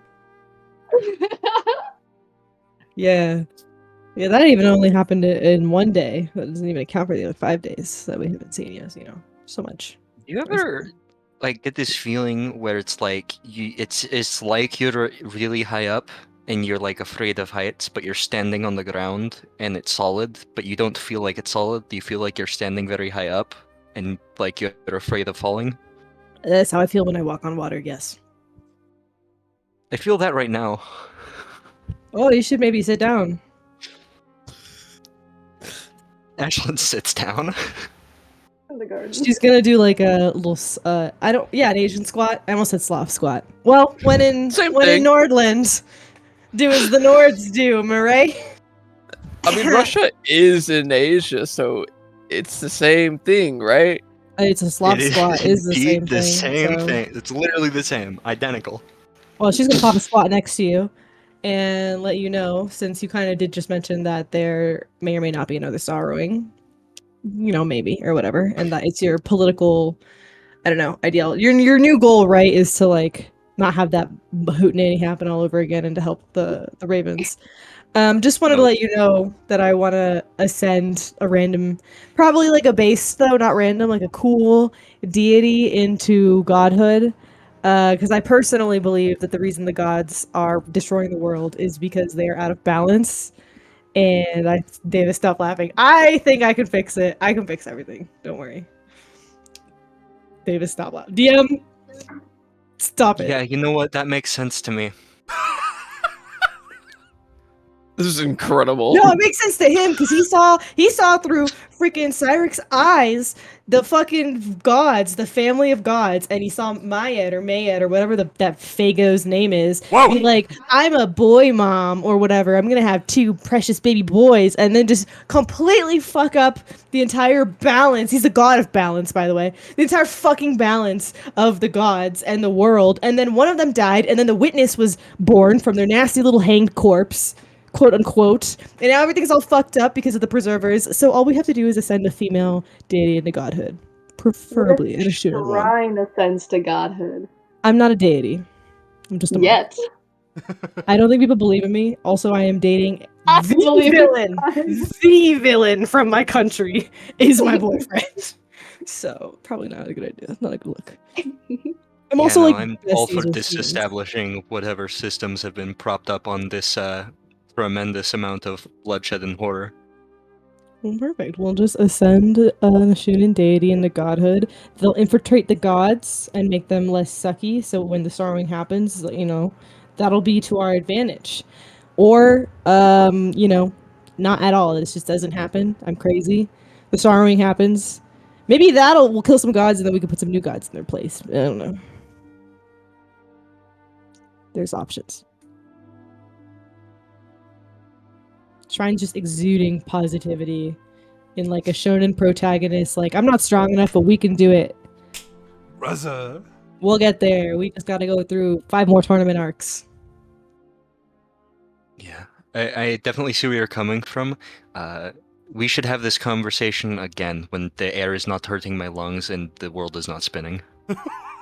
Have you developed anxiety, my friends? What is that?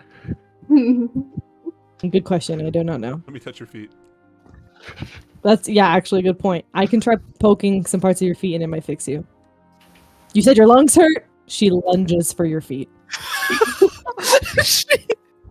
Give me them toes. No opportunity for you to respond or confirm or dodge. Do I feel better? I don't know, DM. Do I successfully 100% reflexology you his do. I don't even toesies? make you roll. You just do. Oh, that's nice. Okay. Yeah, we need to tell the others though. Where'd they go? I wasn't paying attention. Wait, no. One's with their girlfriend. The other one's Arwen.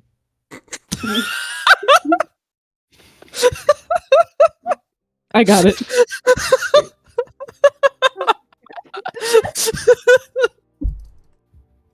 The order of operations there. That's genuinely how I thought about it. I was like, okay, Sloan was just here. Oh, yeah. You thought about Sloan first and then Volca. I thought about Sloan and then Volca was attached to that, but it's honestly more like Sloan and Dasha in my mind was like, oh, these NPCs were just here. They're just, because they always travel together, the girly pops, just like besties. Is Dash in the room with you guys? No, she's in the No, she's Is in the room with girlfriend in the room? Who's this girlfriend in the room. She's with Oxton. Oh yeah, Oxton had to go talk to her. I hope she shares her murder list. You want to compare murder list, Dasha? Well, because she was like making a murder list, right? So Oxen being like, I would like to talk to you. I hope she's like, oh, I was just talking about this. Here's a list of people I've made we should kill. It'd be great. I know what they're mostly dark. All of these people are definitely related to the Nine. Don't look into them. She just says that. You can take care of them, right? You want to help me? Alright. Yeah. We're going to cut to Amadeus, Arwen, and Question. yeah. So I'm in a different time zone. How much longer is there of the session? Because it's 10 p.m. already. Oh, you're free to go. and I'm not at my home, so I don't make like people are going to bed now. No, you're free to go. Bye. Well, I don't have to leave yet, but I'm wondering how much longer roughly. I was gonna just do the Amadeus thing. Okay, yeah, I can chill for that. Welcome to my time zone. Yeah, Central time zone mention. Let's go. Woo! Lame. I'm in an area where I can't be loud. I put in the comments of the last VOD California reference and timestamped the California reference. Oh hell yeah! All right. So, Arwen, let me paint you a picture. Okay, close your eyes. You're in a room. It is pretty well lit. Sitting on the bed, topless, is Merlin. Sure. Amadeus is looking not respectfully, but not in that way. A different type of disrespect. No respect. Give this girl some pasties or something. Just like give her some coverage. Yeah, that's definitely the Arwen. Why are you looking away? Focus. Snapping in front of our Yeah, Arwen, focus. He's not even looking at him. He just- Yeah, he's. Yeah, that's definitely the Katsumi rot, isn't it? Oh, he pulls away. I see. Has it been spreading? Shakes her head no. So, we run into an issue. I need that. He like taps Merlin's chest over here, and bonks Arwen on the top, the back of the head, or vice versa. Who's willing to trade? What are your plans? Enlighten us. Uh, I have a theory. I think, with a little bit of magic, I might be able to do some timey-wimey shit. It also might kill me. But this is a Amadeus. sacrifice I'm willing to make. Your hubris. Of course. Because can you imagine how fucking cool it would be if I succeed? The downfall of all humans. It's the downfall of all mages, as we've confirmed in this campaign, is their hubris. We end up with 2 people with the fucking consuming rot. Arwen, this is embarrassing. I need you to remove your shirt. Sure. Here, Mrs. Shirt. Well, yeah, he's a gay man. That's why it's embarrassing. Let me compare marks here. I'm gonna draw this. Both of you just sit there in silence, please. Don't talk. It'll be weird. Because he's whipped out a notebook, and he is not okay. He's acting unhinged, right? He doesn't see this as anything weird whatsoever. He's just like, these are my little science subjects. You guys, you know what? This is weirder when you're not talking. You can converse amongst yourselves.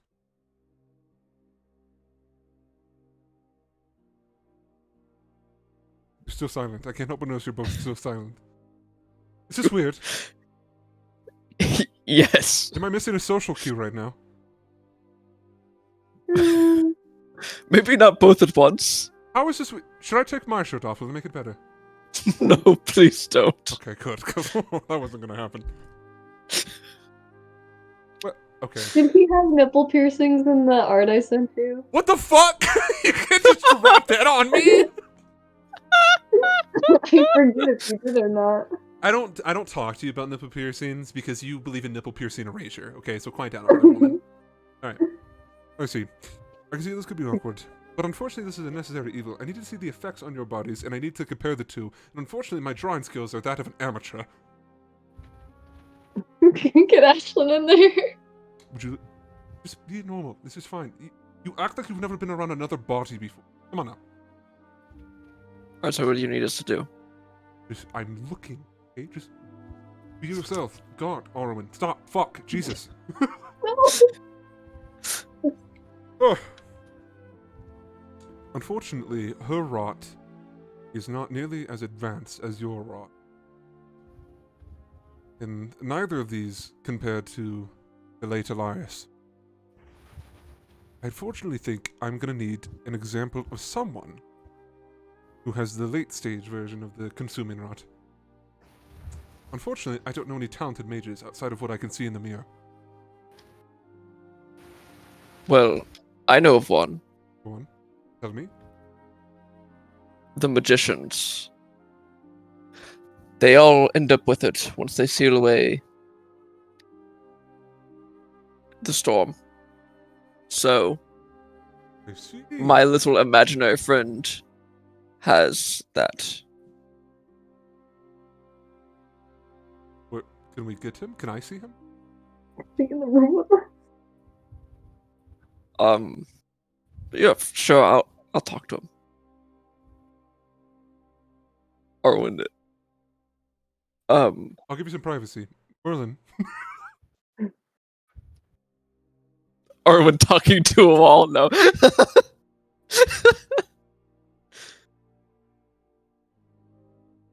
gonna say anything? You gonna call him out to him? I guess we'll just prompt him in his head, or however he usually does prompt him. Yeah. You see he materializes. Low cascading effect of sand building up on itself. He looks over at Amadeus, who is, face deep in some bosoms. In a bosom, my apology. He looks at him. Orwin, I know that you said we would be working together, but I do not think that this is what you were referring to.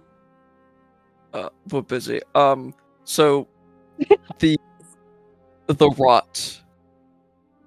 You had the later stages of it, correct? You can see the markings. Remember the markings he shifts into. Yeah. Yes.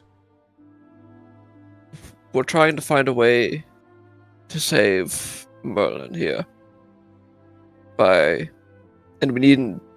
And this wonderful, handsome, beautiful mage needs an example of that.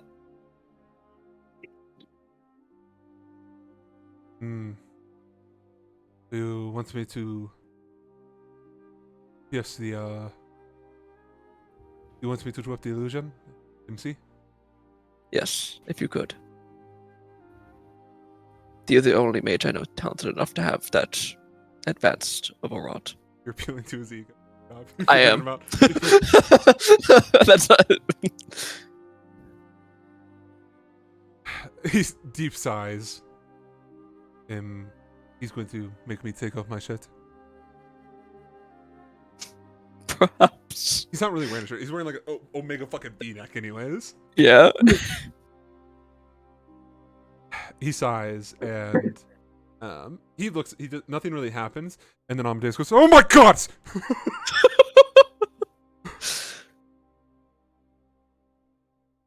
Wow. I'm gonna be honest, Merlin, if I'm being honest with you right now, between us, I did not think this was gonna happen. I didn't think he was I thought he was real. I didn't realize he was real. You know what I mean, Merlin? You picked up what I'm putting down? Poor Merlin. His hand is on her shoulder. Merlin, you picking up what I'm putting down? Please talk to me. I am also really wow, he is real. I'm insulted. Magician is squinting at them. I do not want to be here as much as the other two. And Amadeus goes, "Oh yes, absolutely. I don't want to be here. Trust me." That was not me. Oh, I see. Your markings, they are, well, that's not what I've seen with the rot. And he goes, "Oh," as the tattoos shift and this full body, effect as the veins begin to blacken and everything.